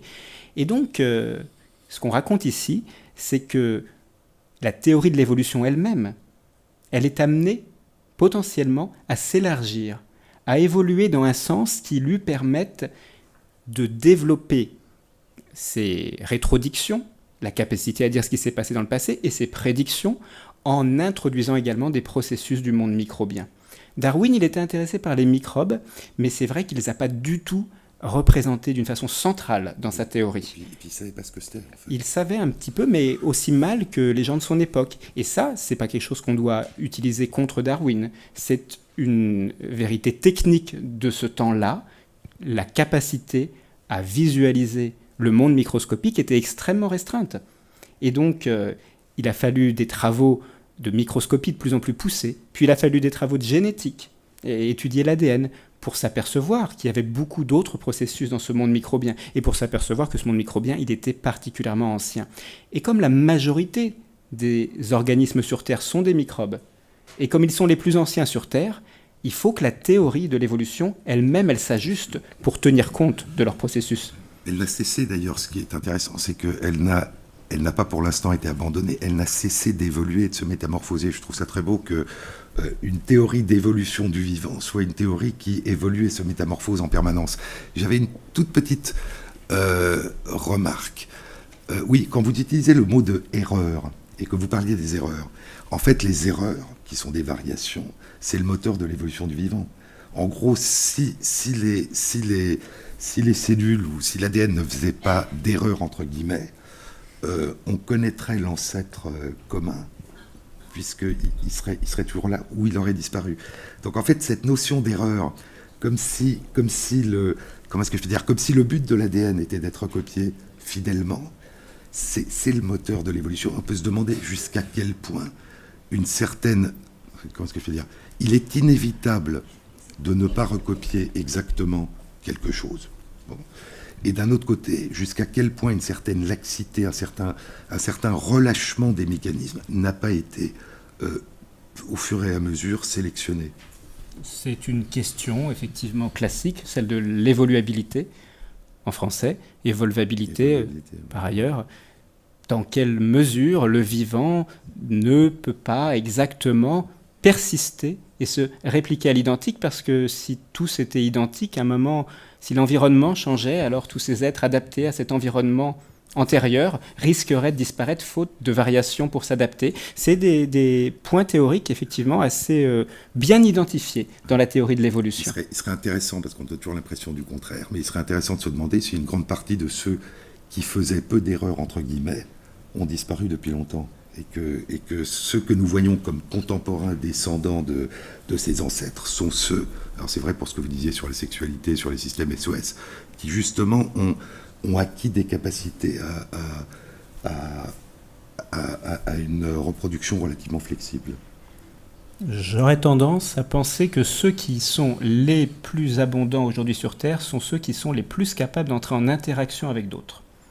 Pas forcément ceux qui font plus ou moins d'erreurs de copie de leur ADN. Nous allons prendre maintenant les questions. Bonsoir. J'étais frappé par l'endosymbiose et la fréquence de ces... Peut-être que vous parlez aussi de l'importance d'entrer en interaction avec d'autres organismes. Est-ce que ça ne remet pas en question l'idée de... Quand Darwin parle de l'espèce, est-ce que ce qui est le mieux à même de se transmettre, c'est pas seulement un génome, c'est plutôt une interaction, une association avec d'autres génomes à un moment donné? Ça fait partie des questions qui sont posées par des théories portant le nom de niveaux multiples de sélection. Qu'est-ce qui est réellement sélectionné par l'évolution, si c'est la sélection naturelle qui agit de façon déterminante? Est-ce un collectif, une association? Est-ce un individu et son seul génome? Et donc, dans cette mesure-là, l'endosymbiose, plus que la notion d'espèce, ce qu'elle permet de penser, c'est la notion de multiples niveaux de sélection. On voit que l'endosymbionte, son devenir, en tant qu'espèce individuelle, c'est triste, il disparaît progressivement. Il devient incapable. On ne peut pas prendre une mitochondrie, la sortir de la cellule eucaryote et la voir vivre. Elle ne peut pas faire ça, la mitochondrie. Mais à une autre échelle, on peut dire que le produit collectif, l'hôte plus son endosymbionte, les deux se transformant mutuellement, là, ça donne naissance à quelque chose de neuf qui peut avoir du succès. Et donc, si le niveau de sélection, c'est ce collectif-là, là, les gens vont dire c'est pas si contre-intuitif finalement. Si vous restez au niveau des individus, la mitochondrie, ce descendant captif de la bactérie qui disparaît, non, c'est pas très chouette. Mais si vous allez à un niveau supérieur, ça rentre dans le cadre d'une théorie simplement. Cette fois, ce qu'il fallait mettre comme objet central de la théorie, c'était pas une espèce isolée, c'était un collectif de ces espèces associées. Pour ce qui est par ailleurs de la notion d'espèce en général, c'est une des notions les plus débattues dans le monde des biologistes, dans le milieu académique notamment. En fait, il y a de très nombreuses définitions des espèces. Ça a un avantage. Le fait que le terme d'espèce soit polysémique, ça fait qu'on peut tous faire semblant de se comprendre en se parlant. On dit espèce, mais on ne parle pas de la même espèce. Et ça a un inconvénient, c'est que si vraiment on veut se mettre d'accord sur ce qu'est l'espèce, là on n'y arrive pas. Les espèces, par exemple, dans le monde bactérien, ne peuvent pas être les mêmes espèces que dans le monde des oiseaux. Parce que dans le monde des oiseaux, un des critères va être la capacité à se reproduire entre eux d'un certain nombre d'individus, mais pas dans le monde bactérien, parce qu'il n'y a pas de sexe. Donc ici, il faudrait la définition d'espèce sexuée pour les oiseaux, puis une autre définition d'un autre type d'espèce, si on voulait avoir des espèces chez les bactéries. Et donc c'est un peu un serpent de mer. On sait qu'il n'y a pas une définition d'espèce. Pour des raisons juridiques, c'est important de pouvoir utiliser le terme d'espèce, donc on essaye de le garder, mais il y a des gens qui sont tout à fait contents d'éliminer le terme d'espèce, on les appelle les pluralistes éliminatifs, et de préciser devant chaque espèce comment elle est définie. Tu dis espèce, mais tu veux dire quoi? Ah, éco-espèce. Ah, c'est une espèce et tous les individus ont les mêmes propriétés écologiques, etc., etc. On rajoute un préfixe devant le terme d'espèce. Donc le problème de l'espèce, il est vieux comme la biologie et pas spécialement, crucialement lié à l'endosymbiose. L'endosymbiose, c'est plus le problème de savoir que voit la sélection naturelle, des individus isolés ou des collectifs. Oui, en plus, la notion d'espèce, par définition, depuis l'origine, d'ailleurs, est une notion fluide, puisqu'en fait, c'est une cristallisation temporaire d'un certain état, puisque l'évolution des espèces postule qu'on passe d'une espèce à l'autre. Et si on passe d'une espèce à l'autre, ça veut dire qu'il y a une fluidité permanente. Je pensais à une chose, la mitochondrie toute seule a perdu la capacité de vivre seule, mais ce qui est intéressant, c'est que c'est une union dont la rupture entraîne la mort des deux, parce que les cellules ont perdu la capacité de vivre pour la quasi-totalité d'entre elles sans mitochondrie. Et donc en fait, dans cette symbiose, la mitochondrie a perdu son indépendance, mais la cellule a perdu l'indépendance qu'elle avait avant de posséder des mitochondries, puisqu'elle ne peut plus vivre sans mitochondries. Et d'ailleurs, le fonctionnement des mitochondries intervient dans les mécanismes de mort et d'autodestruction cellulaire. Donc comment est-ce que je peux dire, ce sont des unions dont la séparation est d'autant plus difficile que ceux qui se séparent ont disparu. Il est très difficile de séparer des associations. Elles disparaissent quand elles deviennent trop dysfonctionnelles, mais il y a un cas connu, je le mentionnais en passant, c'est un protiste, un eucaryote unicellulaire qui a complètement perdu sa mitochondrie. Donc il y a au moins une lignée qui l'a fait. Et on ne sait pas s'il n'y a pas une mitochondrie quelque part qui s'est échappée et qui a réussi à vivre seule. Si, ça, on a des gros doutes. Parce que dès le début, elle perd beaucoup de ses gènes, donc c'est difficile si elle pour trouve elle. une association dont vous parliez, Ouais, qu'elle peut vivre sans jambes. Alors, je vais vous dire pourquoi on a des très gros doutes. Ouais. Parce qu'en fait, il n'existe qu'un seul cas décrit de bactéries vivant à l'intérieur de bactéries. Les endosymbioses, c'est les eucaryotes qui incluent dans leur corps d'autres choses. Les prokaryotes, les bactéries, les archées, ne savent pas bien faire ça. Il y a un seul cas connu. Et ce cas connu, il se déroule en plus à l'intérieur d'une cellule eucaryote. Donc c'est vraiment un emboîtement compliqué. On a une bactérie dans une cellule eucaryote. Donc la mitochondrie qui sortirait dans un monde où il n'y a pas d'eucaryote autour, elle a très très peu de chances de se faire récupérer par une bactérie, d'après les théories conventionnelles. Oui. Bonsoir. On dit souvent, Darwin, il pensait que l'évolution était graduelle et en fait, non, il s'est un peu trompé. Regardez, l'endosymbiose, ça prouve qu'il avait tort. Mais quand je pense endosymbiose, je me dis, avant l'endosymbiose, il y avait symbiose. Après l'endosymbiose, il y avait peut-être domestication de la mitochondrie, par exemple. Alors est-ce qu'au final, l'endosymbiose, ce ne serait pas aussi un processus graduel, dans ce sens-là ? Tous les processus prennent du temps, tout est une question d'échelle, de temps. Je ne suis pas... Ça, c'est une chose que je dois dire qui est importante pour moi. Après, il ne faut pas me taper, Jean-Claude Amezen. Je suis évolutionniste contemporain. Ça veut dire que j'ai besoin qu'il y ait eu un Darwin dans le passé. Mais je n'ai pas besoin que Darwin ait eu raison depuis le passé et prédit exactement tout ce qui allait se passer dans ma discipline et dans le monde vivant. Donc, en fait, une des choses qu'on fait, nous, les évolutionnistes, c'est qu'on est contraint à un discours très louangeur au sujet des travaux de Darwin, il le mérite, mais en réalité, dans la pratique de tous les jours, c'est pas ça qui nous empêche éventuellement de proposer des hypothèses. Pour ce qui est de la théorie de l'endosymbiose, en fait, il y a plein de théories de l'endosymbiose. Il y en a des plus ou moins soudaines, il y en a des plus ou moins progressives.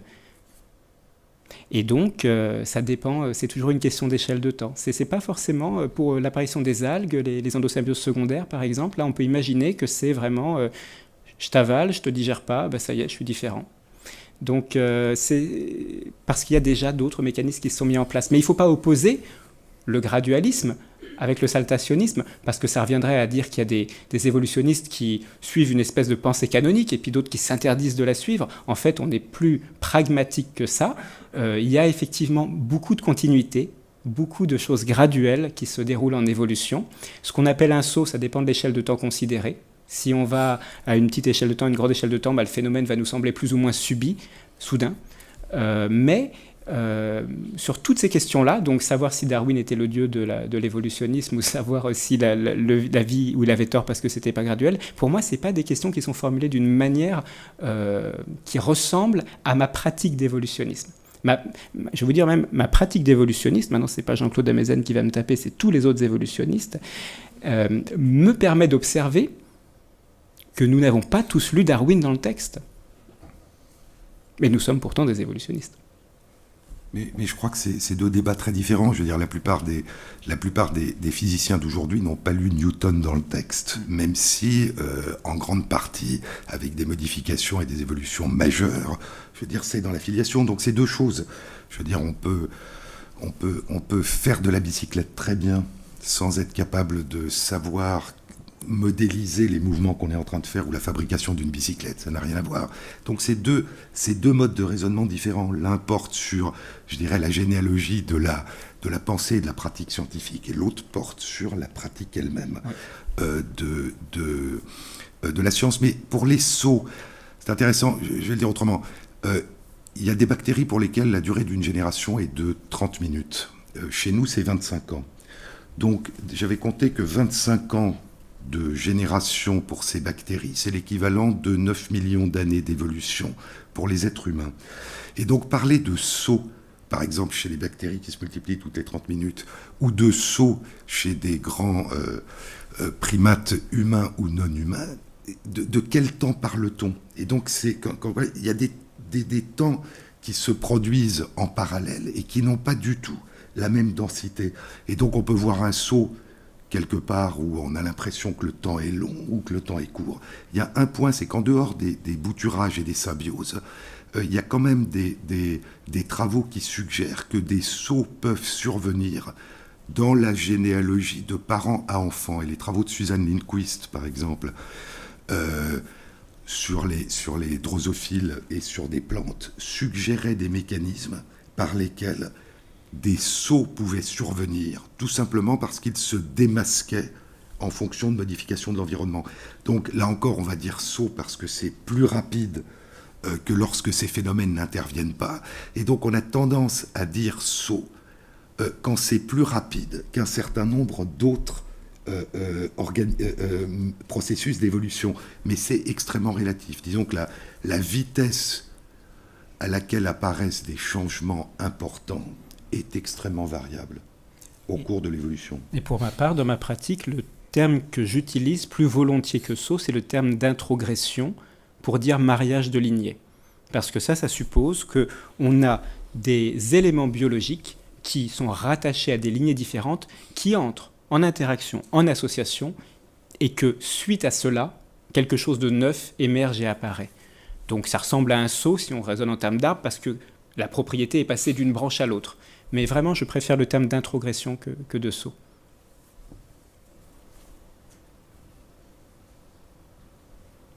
Quand il y a bouturage. Oui. C'est ce que je veux dire. Non, exactement. Mais les tempos, ce que Gould appelait les tempos de l'évolution, peuvent être extrêmement variables dans la durée, y compris dans des phénomènes généalogiques habituels. Et là encore, c'est des débats... c'est intéressant ce que vous disiez, parce que Darwin était lamarckien, en partie. Et donc il pensait qu'il y avait une hérédité des caractères acquis. Et tous les descendants de Darwin, les auteurs de la synthèse moderne jusque dans les années... à la fin du XXe siècle, considéraient que dès qu'il y avait hérédité des caractères acquis, le chercheur était anti-darwinien. Ce qui était très intéressant, puisque Darwin lui-même était un partisan, mais sa pensée a ensuite été déformée. Et donc, lorsque l'hérédité épigénétique a commencé à apparaître, il y a eu une espèce de sidération qu'on entend d'ailleurs encore aujourd'hui. Ah bon, c'est Lamarck qui avait raison. Et donc, il y a une espèce de cristallisation des pensées des grands auteurs qui empêchent une fluidité et une ouverture et une modification. Oui. Oui, donc dans le schéma qu'on a souvent de l'évolution, on part d'une source ou d'une racine, et puis on imagine qu'après il y a une multiplication des espèces, c'est peut-être pas le bon mot, mais bon, un foisonnement. Et donc, avec le temps, plus le temps va, et plus il y a d'espèces, et plus il y a de corps vivants ou Et là, donc, si je comprends bien, dans votre, c'est pas du tout, c'est plus cette idée-là qu'il faut garder, quoi. C'est pas cette idée-là que je mettrais moi en avant. Une expansion un peu exponentielle du nombre Non, pour plusieurs raisons. Première raison, parce que déjà, toutes ces choses-là, il faut qu'elles trouvent leur place sur Terre. Donc, il ne peut pas y avoir une expansion indéfinie. Il va y avoir des compétitions entre ces formes de vie. Non, pour une autre raison, parce qu'il va y avoir toutes ces intrications de lignées qui se mettent en place. Et donc, c'est plutôt pour moi plusieurs buissons qui sont côte à côte les uns des autres, et à beaucoup de niveaux de l'organisation biologique. On parle d'espèces ici parce qu'on a l'idée d'individus, d'organismes qui appartiennent à des espèces, mais les gènes aussi, ils évoluent. Puis il leur arrive plein de choses, puis ils se mélangent entre eux, etc. etc. Donc l'évolution, elle agit sur beaucoup d'entités du monde biologique. Elle agit sur les parties de gènes, elle agit sur les gènes, elle agit sur les protéines, elle agit sur les organismes, elle agit sur les espèces. Donc moi, je mets plutôt en avant l'image de beaucoup de réseaux qui s'entrecroisent à beaucoup de niveaux d'organisation. Je veux dire, dès le début de l'idée de l'évolution, il y a que, c'est le moteur du mécanisme de l'évolution, c'est qu'il y a beaucoup moins de survivants que de naissances, et qu'il y a beaucoup moins d'espèces survivantes qu'il n'y a eu d'espèces au cours du temps. Donc le foisonnement, c'est parce que il y a plus aujourd'hui qu'hier, mais ça ne veut pas dire qu'il y a plus qui a survécu que... comment est-ce que je peux dire ? C'est pas parce qu'il y a plus d'espèces aujourd'hui qu'il y a un certain temps qu'il n'y a pas eu un nombre considérable d'espèces qui ont disparu. De la même façon que une population d'animaux qui se reproduisent va être de plus en plus nombreuse, mais en fait le nombre d'animaux qui sont morts et qui ne se sont pas reproduits est en général beaucoup plus important que ceux qui survivent. Donc on voit ce qui est présent, et on voit la marche du temps dans ce qui est présent. On ne voit pas tout ce qui disparaît. Oui. Comment est-ce que vous réagissez aujourd'hui aux élaborations rigoureuses des cladistes et à leur besoin de vocabulaire ultra précis ? C'est une question technique à laquelle je vais essayer de répondre d'une manière générale. Je suis pluraliste. Moi, j'aime tout le monde parce qu'en fait, ça permet d'éclairer une diversité de phénomènes. Les cladistes sont des gens qui utilisent une règle du jeu particulière pour parler de l'évolution d'une façon particulière. Donc c'est intéressant de voir ce qu'ils découvrent avec cette approche-là et puis de voir ce que d'autres, utilisant d'autres manières de regarder l'évolution, voient. Je n'ai pas vu dans l'exposé la possibilité d'un événement extérieur très instantané. Par exemple, la fameuse météorite, ce qu'on vit avec les pesticides, un événement nucléaire majeur, j'en sais rien. Quelque chose qui arrase beaucoup de vos branches de corail ou des espèces, quel que soit le mot qu'on mette, et pourquoi pas qui en font apparaître beaucoup de manière spontanée, des mutations, des choses comme ça.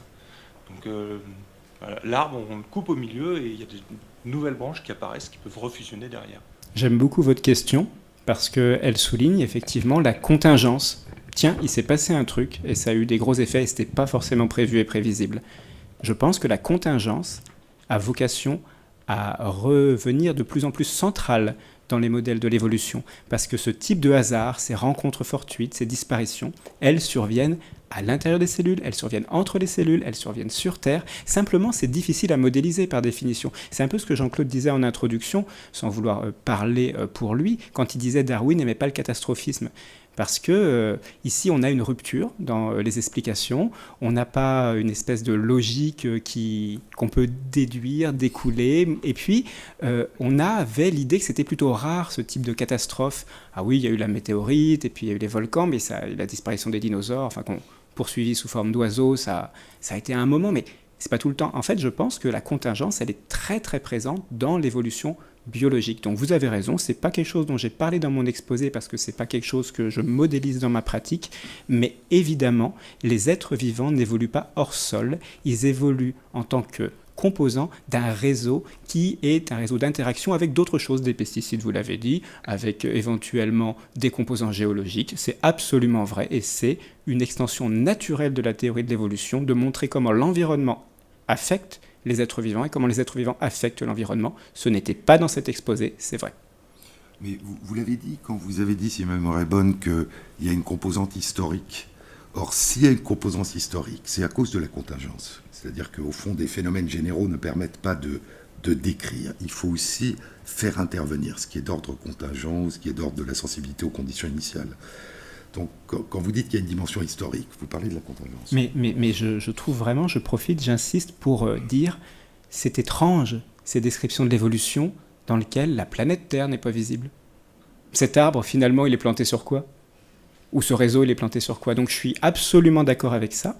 Alors là, ça fait promo, mais en fait, c'est ce que je raconte dans le bouquin, c'est qu'il faut mettre tout ça en contexte. Et le contexte aussi, il évolue. Et il se transforme. Il évolue pas d'une manière darwinienne, mais il évolue aussi, il change aussi. Il n'est pas persistant.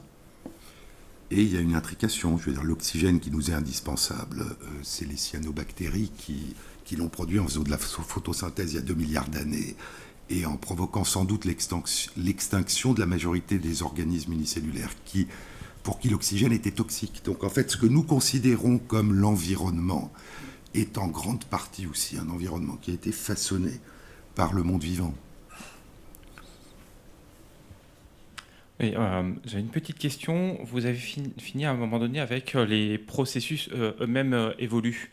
Je voulais savoir, est-ce qu'on aurait un effet de cette évolution qui serait cumulatif, c'est-à-dire que les processus qui existaient avant continuent d'exister, c'est simplement qu'il y a de nouveaux processus qui divergeraient de cela ou qui se créeraient à un moment donné, ou est-ce que ces processus peuvent également mourir à un moment donné, auquel cas on ne saurait même pas ce qui s'est passé à un moment donné, et ce serait au final un rapprochement avec cette évolution de la vie. Donc voilà, est-ce que les processus vivent exactement de la même façon que le vivant finalement ou pas, ou est-ce que c'est cumulatif ? Alors, d'abord, je ne le sais pas. Ensuite, je pense qu'il y a des processus qui disparaissent parce que si on imagine les progénotes, ces espèces de protocellules avant les cellules qui étaient des communautés, qui s'échangeaient des tout petits bouts de gènes, ça n'existe plus nulle part sur la planète. On a des raisons de penser que ça n'existe plus nulle part parce que c'est tellement sous-optimal par rapport à ce que peuvent faire des belles cellules bien constituées qu'on imagine que luttant pour l'espace, luttant pour l'énergie, le progénote, il n'aurait pas beaucoup de chance. Donc on peut tout à fait imaginer que des processus soient remplacés par d'autres et donc que des processus disparaissent. Ce qui m'intéresse, c'est la continuité historique, le fait qu'un processus s'appuie sur un autre. Il y a une espèce de courte échelle et finalement, il faut du fer pour faire le vivant, mais le fer, je pense qu'il apparaît avec des processus astrobiologiques. Il faut des vivants pour faire des langages, des langues informatiques qui pourront changer le vivant par la suite, qui pourront faire les biotechnologies dont Jean-Claude a parlé. Donc, il y a une continuité comme ça de processus. C'est pas forcément cumulatif et on peut imaginer que des processus en amènent d'autres qui pourront conduire à la perte des premiers processus. Si je suis taquin et que je continue mon exemple des biotechnologies ou que sais-je, ou des langages informatiques ou de tout ce qu'on a pu faire évoluer, ça pourrait avoir des conséquences sur le futur de la vie et donc sur les processus biologiques sur lesquels ces autres processus s'appuieraient. Mais essayer de penser des processus, c'est un défi. C'est extrêmement dur à modéliser. Il y a une discipline qu'on dit naissante, biologie évolutive des systèmes, elle s'appelle. C'est extrêmement complexe. Je suis dans le domaine de tout ce qui est machine learning et traitement du langage. Et du coup, je voulais savoir, est-ce que vous utilisez des outils de machine learning pour essayer de modéliser ou essayer de faire des calculs de similarité entre les différents génomes. Désolée pour ma question naïve, mais entre les différents génomes, ou est-ce que vous essayez de modéliser en s'appuyant sur des technologies de machine learning On a envie de le faire, notamment pour attacher les gènes de l'environnement à des gènes déjà connus. On ne l'a pas encore effectivement testé, implémenté. Ça fait longtemps qu'on en parle dans le laboratoire et ça, on ne l'a pas vraiment encore fait. Mais il y a des gens qui utilisent ce type d'approche. Le défi, c'est vraiment de trouver des fonctions et des origines à des gènes qui sont tellement différents qu'on se demande à quoi ils se rattachent. Je voulais savoir, les prions, qu'est-ce qu'ils ont comme statut au niveau du vivant ou du... Moi, je ne sais pas. Peut-être que Jean-Claude sait. Alors, encore une fois, la question du statut est une question compliquée. Oui. Mais ce sont des phénomènes d'auto-organisation qui marchent encore une fois à partir de la matière inerte. Donc ce sont des protéines qui sont capables, dans certains environnements, de changer de conformation. Et de manière sommaire, lorsqu'elles changent de conformation, elles obligent elles contraignent les protéines de la même famille à adopter la même conformation. Donc c'est des phénomènes catalytiques dans lesquels une protéine qui peut avoir plusieurs conformations, en général une qui est relativement souple et l'autre qui est relativement rigide, peut entraîner, et donc c'est des phénomènes de contagion, c'est ce qui a été la grande surprise, c'est toujours des grandes surprises quand des phénomènes qui n'ont pas été pensés en tant que tels surgissent, c'est qu'on pensait que tout ce qui est contagieux était forcément vivant, avec l'ambiguïté d'ailleurs de quand c'est viral, est-ce qu'un virus c'est vivant? Bon. Mais donc l'idée c'est que c'était forcément, et là en fait vous pouvez avoir une transmission par des protéines qui a priori sont inertes et qui sont capables en fait de modifier leur environnement. Donc on voit que déjà influer sur l'environnement, c'est quelque chose de compliqué. Alors prion, il y a toujours l'idée que quand un prion a une séquence qui fait que il force les autres protéines à adopter la même conformation, c'est forcément source de maladie. Mais il y a toute une série de travaux qui montrent, en particulier chez les levures, mais aussi dans notre cerveau et sans doute dans notre organisme, que c'est des phénomènes de régulation et que donc c'est des phénomènes par lesquels une cellule va réagir à un certain environnement en modifiant par vague, par contagion, la forme des autres protéines. Et il se trouve, je m'excuse parce que c'est des phénomènes qui sont universels, c'est-à-dire le fait que quelque chose dans une cellule puisse avoir un effet sur d'autres éléments de la cellule, c'est universel. La grande particularité a été que si on mange et donc qu'on absorbe de la nourriture provenant d'un animal, ou c'est comme ça que ça a été découvert, d'un être humain, chez qui ces modifications de conformation provoquent la maladie, eh bien la maladie, c'est-à-dire la modification de forme des protéines, va se propager chez la personne qui l'a consommée. Et donc il y a l'illusion d'une transmission. C'est pas une transmission de quelque chose, c'est une transmission d'un processus, c'est-à-dire d'une capacité, d'un minimum de protéines qui ont la capacité de changer leur environnement. Mais ça n'est pas un être vivant, ce sont des propriétés qui opèrent à l'intérieur des cellules vivantes. Le grand paradoxe d'ailleurs, pour terminer là-dessus, c'est que quand on parle de transition, c'est que lorsque nous prenons une cellule aujourd'hui, en dehors des mitochondries, et du chloroplasme si c'est une cellule de plante, une cellule vivante, qu'on appelle vivante, c'est une configuration particulière d'éléments qu'on appelle non-vivants. Et donc quand vous avez une configuration particulière d'éléments non-vivants, vous avez une cellule vivante. Et si on savait, là il ne s'agit pas de généalogie et d'aller retrouver les ancêtres, si on savait comment assembler les protéines, l'ADN, tout ça est synthétisable aujourd'hui. Pour une grande partie, on peut le fabriquer in vitro. Mais si on savait comment les disposer et les faire interagir les uns avec les autres, on pourrait de novo avoir une cellule vivante qui apparaît. Et là, c'est pas parce qu'on a fait émerger la vie, ça serait simplement parce qu'on a recopié un être vivant en prenant tous les éléments non vivants qui, dans une certaine configuration, eh bien, c'est la même chose dans nos cellules, à une autre échelle.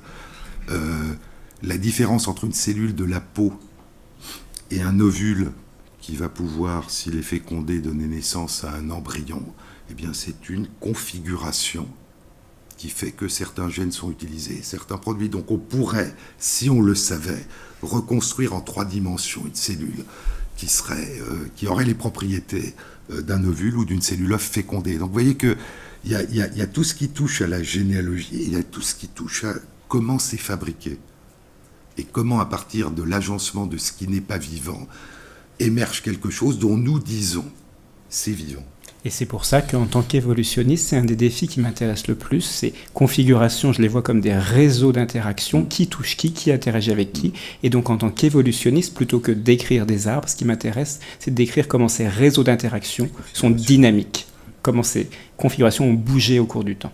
Tout à fait. Est-ce que les écologistes vont faire à un autre niveau dans les interactions entre les organismes vivants? Ce que je trouve très beau, c'est ce que vous disiez, c'est cet esprit ouvert et cet accueil, au fond, de toutes les approches qui permettent de faire avancer la recherche, plutôt que d'essayer d'en privilégier certaines, ce qui est une forme, j'allais dire, de quelque chose qui est assez rare, qui est trop souvent rare, qui est la transdisciplinarité. Donc, vous faites de la transdisciplinarité avec vous-même, en accueillant des disciplines différentes. Pourquoi c'est assez rare?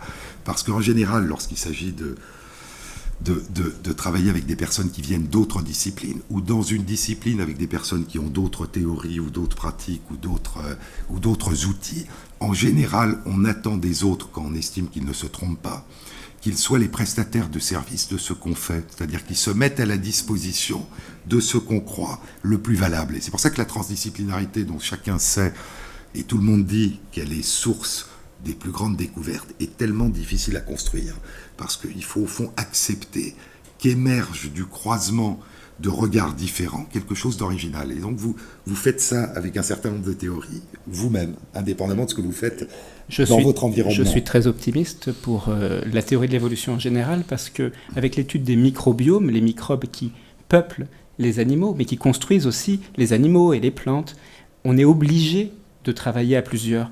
Pour étudier un animal, maintenant, on est obligé de mettre un zoologue, un écologue, un éthologue et un microbiologiste. On est obligé de les mettre ensemble, sinon on ne comprend pas ce qui se passe, parce que les microbes influencent les comportements, influencent la constitution de l'anatomie des animaux. Donc on est obligé de s'y mettre à plusieurs spécialistes de différentes disciplines pour comprendre des phénomènes qu'on pensait auparavant dévolus de façon privilégiée à une ou l'autre des disciplines.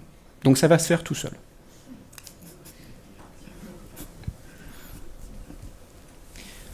On a parlé de création de gènes, on a parlé d'évolution saltatoire. Donc ma question, c'est est-ce que les gènes, le processus de création de gènes de novo est un processus qui est homogène au cours du temps, ou est-ce qu'il y a des sauts? Et on a parlé également de règne vivant. Alors, la question secondaire, c'est est-ce que c'est homogène, la création de gènes est homogène au sein du règne vivant, ou est-ce qu'il y a des champions de la création de gènes? Je ne le sais pas, j'aimerais le savoir. Je suppose que ce n'est pas homogène parce qu'il y a assez peu de processus qui sont homogènes à des grandes échelles évolutives. La création de gènes est partie. Alors, en plus, gène de novo, c'est vraiment une terminologie pour le coup très précise. Je ne sais pas si je m'adresse à un biologiste qui utilise ce terme-là pour quelque chose de très précis. Alors, pour ce processus-là très précis, je ne sais pas. J'ai l'impression qu'il est principalement étudié chez les eucaryotes. J'ai l'impression qu'il est mieux connu chez les drosophiles, chez les animaux, pour faire un peu schématique, et qu'en revanche, on sait très mal d'où viennent les nouveaux gènes chez les prokaryotes, chez les bactéries. Et on a l'impression que ce n'est pas tout à fait les mêmes origines, nécessairement. Donc, a priori, c'est un mot qui est bien, c'est un processus, mais c'est peut-être un processus chapeau. Donc, je dirais que les recherches sont en cours là-dessus. D'où viennent les nouveaux gènes bactériens, d'où viennent les nouveaux gènes dans les génomes eucaryotes? Il y a vraiment plusieurs sources possibles pour faire des nouveaux gènes, pour sélectionner, pour maintenir des nouveaux gènes dans les génomes. Ce n'est pas les mêmes tailles de population effectives efficaces, donc ça devrait varier. Je m'attends à de l'hétérogénéité, mais je pense que ça, c'est quelque chose qui est largement à défricher. Ce n'est pas quelque chose qu'on connaît bien, la création de gènes de novo, pour l'instant, je trouve. Oui, je voulais savoir si vous réfléchissez aussi à l'évolution au niveau un peu macroscopique.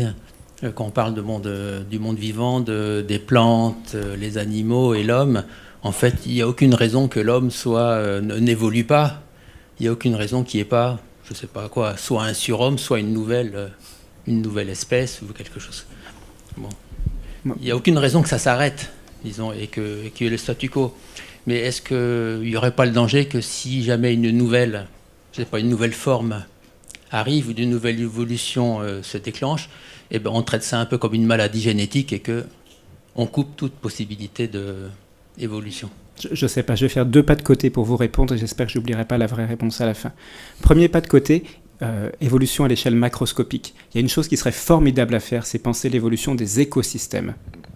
Et ça, penser l'évolution des écosystèmes, c'est penser l'évolution de dynamique, d'interaction entre l'environnement, entre les espèces de cet environnement. C'est très compliqué, on ne sait pas le faire. Donc, bien modéliser l'évolution macroscopique, gros défi. Quant à suivre les transformations à l'intérieur d'une espèce, je disais tout à l'heure que les animaux, dont l'homme, sont porteurs et co-construits par une grande diversité de microbes. Donc, en fait, dans cette vision-là, on a plusieurs composants des hommes tels qu'on les connaît qui peuvent évoluer. Il y a les gènes des hommes qui peuvent évoluer, puis il y a les gènes des microbes associés aux hommes qui peuvent évoluer. Et les composition des communautés des microbes associés aux hommes qui peuvent évoluer. Ces communautés de microbes et ces gènes de microbes, ils changent beaucoup plus vite que ne changent les gènes humains. Donc on peut tout à fait imaginer que des transformations de nos traits, nos propriétés humaines, pourraient être liées avec des transformations des microbes que nous hébergeons. On peut tout à fait imaginer que quelqu'un de malin se débarrasse des Christensenella, ou au contraire les multiplie, c'est des bactéries qui rendent minces. Et donc, on pourrait faire des choses comme ça. Je ne sais pas, j'espère que si il y avait... Parce que le problème des mutations dans des espèces comme les nôtres, c'est qu'il faudrait qu'il y ait des populations capables de se reproduire et de laisser des descendants. Et que cette mutation-là, elle arrive à s'implanter pour pouvoir éventuellement créer une sous-population suffisamment conséquente. Alors, ça dépend de cette mutation. Est-elle dominante? Est-elle récessive? Est-ce qu'il faut 2 parents qui portent la mutation pour réussir à faire un enfant qui a la mutation? Évidemment que nos génomes continuent de se transformer. Ils accueillent des virus, il y a des transposons qui sautent dedans. Il y a tout un tas de choses qui se passent. Est-ce que ça fait penser en termes de surhomme ou pas? Pour moi, non. C'est juste des changements qui sont inéluctables au fur et à mesure que le temps passe dans la constitution des lettres de notre ADN. Ça va arriver, mais il n'y a pas que notre ADN et c'est ça qui est intéressant. Si je devais faire un surhomme, en définitive, je ne le ferais pas. Ce n'est pas mon fonds de commerce, ça ne m'intéresse pas, ça ne me fait pas rêver. Mais si je devais le faire, je tripoterais les gènes des microbes qui sont associés à l'homme. Oui, et puis l'homme évolue. Hein. Je veux dire, les êtres humains évoluent. L'une des évolutions, c'est le néolithique, la domestication des chèvres et des brebis, et le lait, et l'apparition de mutations qui sont transmises à au moins 2 reprises dans un tiers de l'humanité depuis seulement 5000 ans, et qui permettent de consommer du lait à l'âge adulte, ce que les mammifères ne peuvent pas faire. Donc c'est trivial, c'est l'environnement. Et c'est de l'environnement génétique qui est due à une innovation culturelle. Donc vous voyez l'imbrication qui se fait. Le seul point, c'est toujours étrange, un oiseau, c'est un surdinosaure Tyrannosaure rex ou c'est un sou? Donc quand on voit un moineau, est-ce que c'est une évolution positive d'un tyrannosaure dont les cousins étaient les ancêtres, ou est-ce que c'est une évolution négative? Je crois qu'il y a je veux dire, nous n'avons... Est-ce que Néandertal, c'était mieux ou c'était moins bien que nous? Bon, il se trouve qu'on a quelque chose en plus en nous de ce qu'il avait, mais je crois que c'est très difficile. Que nous évoluions, oui, que nous puissions qualifier cette évolution d'un plus ou d'un moins, c'est une question de regard. C'est une question de regard, mais il y a des gens qui pourraient trouver désirable de dormir moins. Oui. Par exemple. Oui, mais je suis d'accord pour le reste. Je veux dire, tout ce qui est... Mais c'est sûrement ce qui est désirable qui détermine ça. Mais je veux dire, ça n'est que ce qui est désirable à un moment donné, dans une population donnée, à un endroit donné. Mais on doit dire, parce qu'on parle de temps et on parle de contingence, que cette question-là, des surhommes, des hommes augmentés, c'est une question qui vient naturellement, qui est naturellement posée quand on réalise que l'homme, c'est le résultat d'une longue évolution qui n'était pas forcément optimale. Ça donne l'idée à certaines personnes de dire « Tiens, on meurt, et si on ne mourait plus, on pourrait faire autre chose ?» Donc, c'est intéressant. C'est une vieille idée humaine qui précède la biologie et les sciences du vivant. Mais qui peut s'appuyer sur le fait qu'on n'est pas des créatures parfaites et qu'on est le résultat d'une évolution et de beaucoup de contingences. Donc, c'est vrai qu'il y a des gens qui se posent ces questions-là. J'en fais pas partie et c'est pas du tout mon travail en tant que quelqu'un qui travaille à la faculté, dans un milieu académique. Merci beaucoup, il va falloir qu'on termine. Merci beaucoup encore une fois pour ce magnifique Merci à tous. exposé. Merci beaucoup. Et pour ces questions.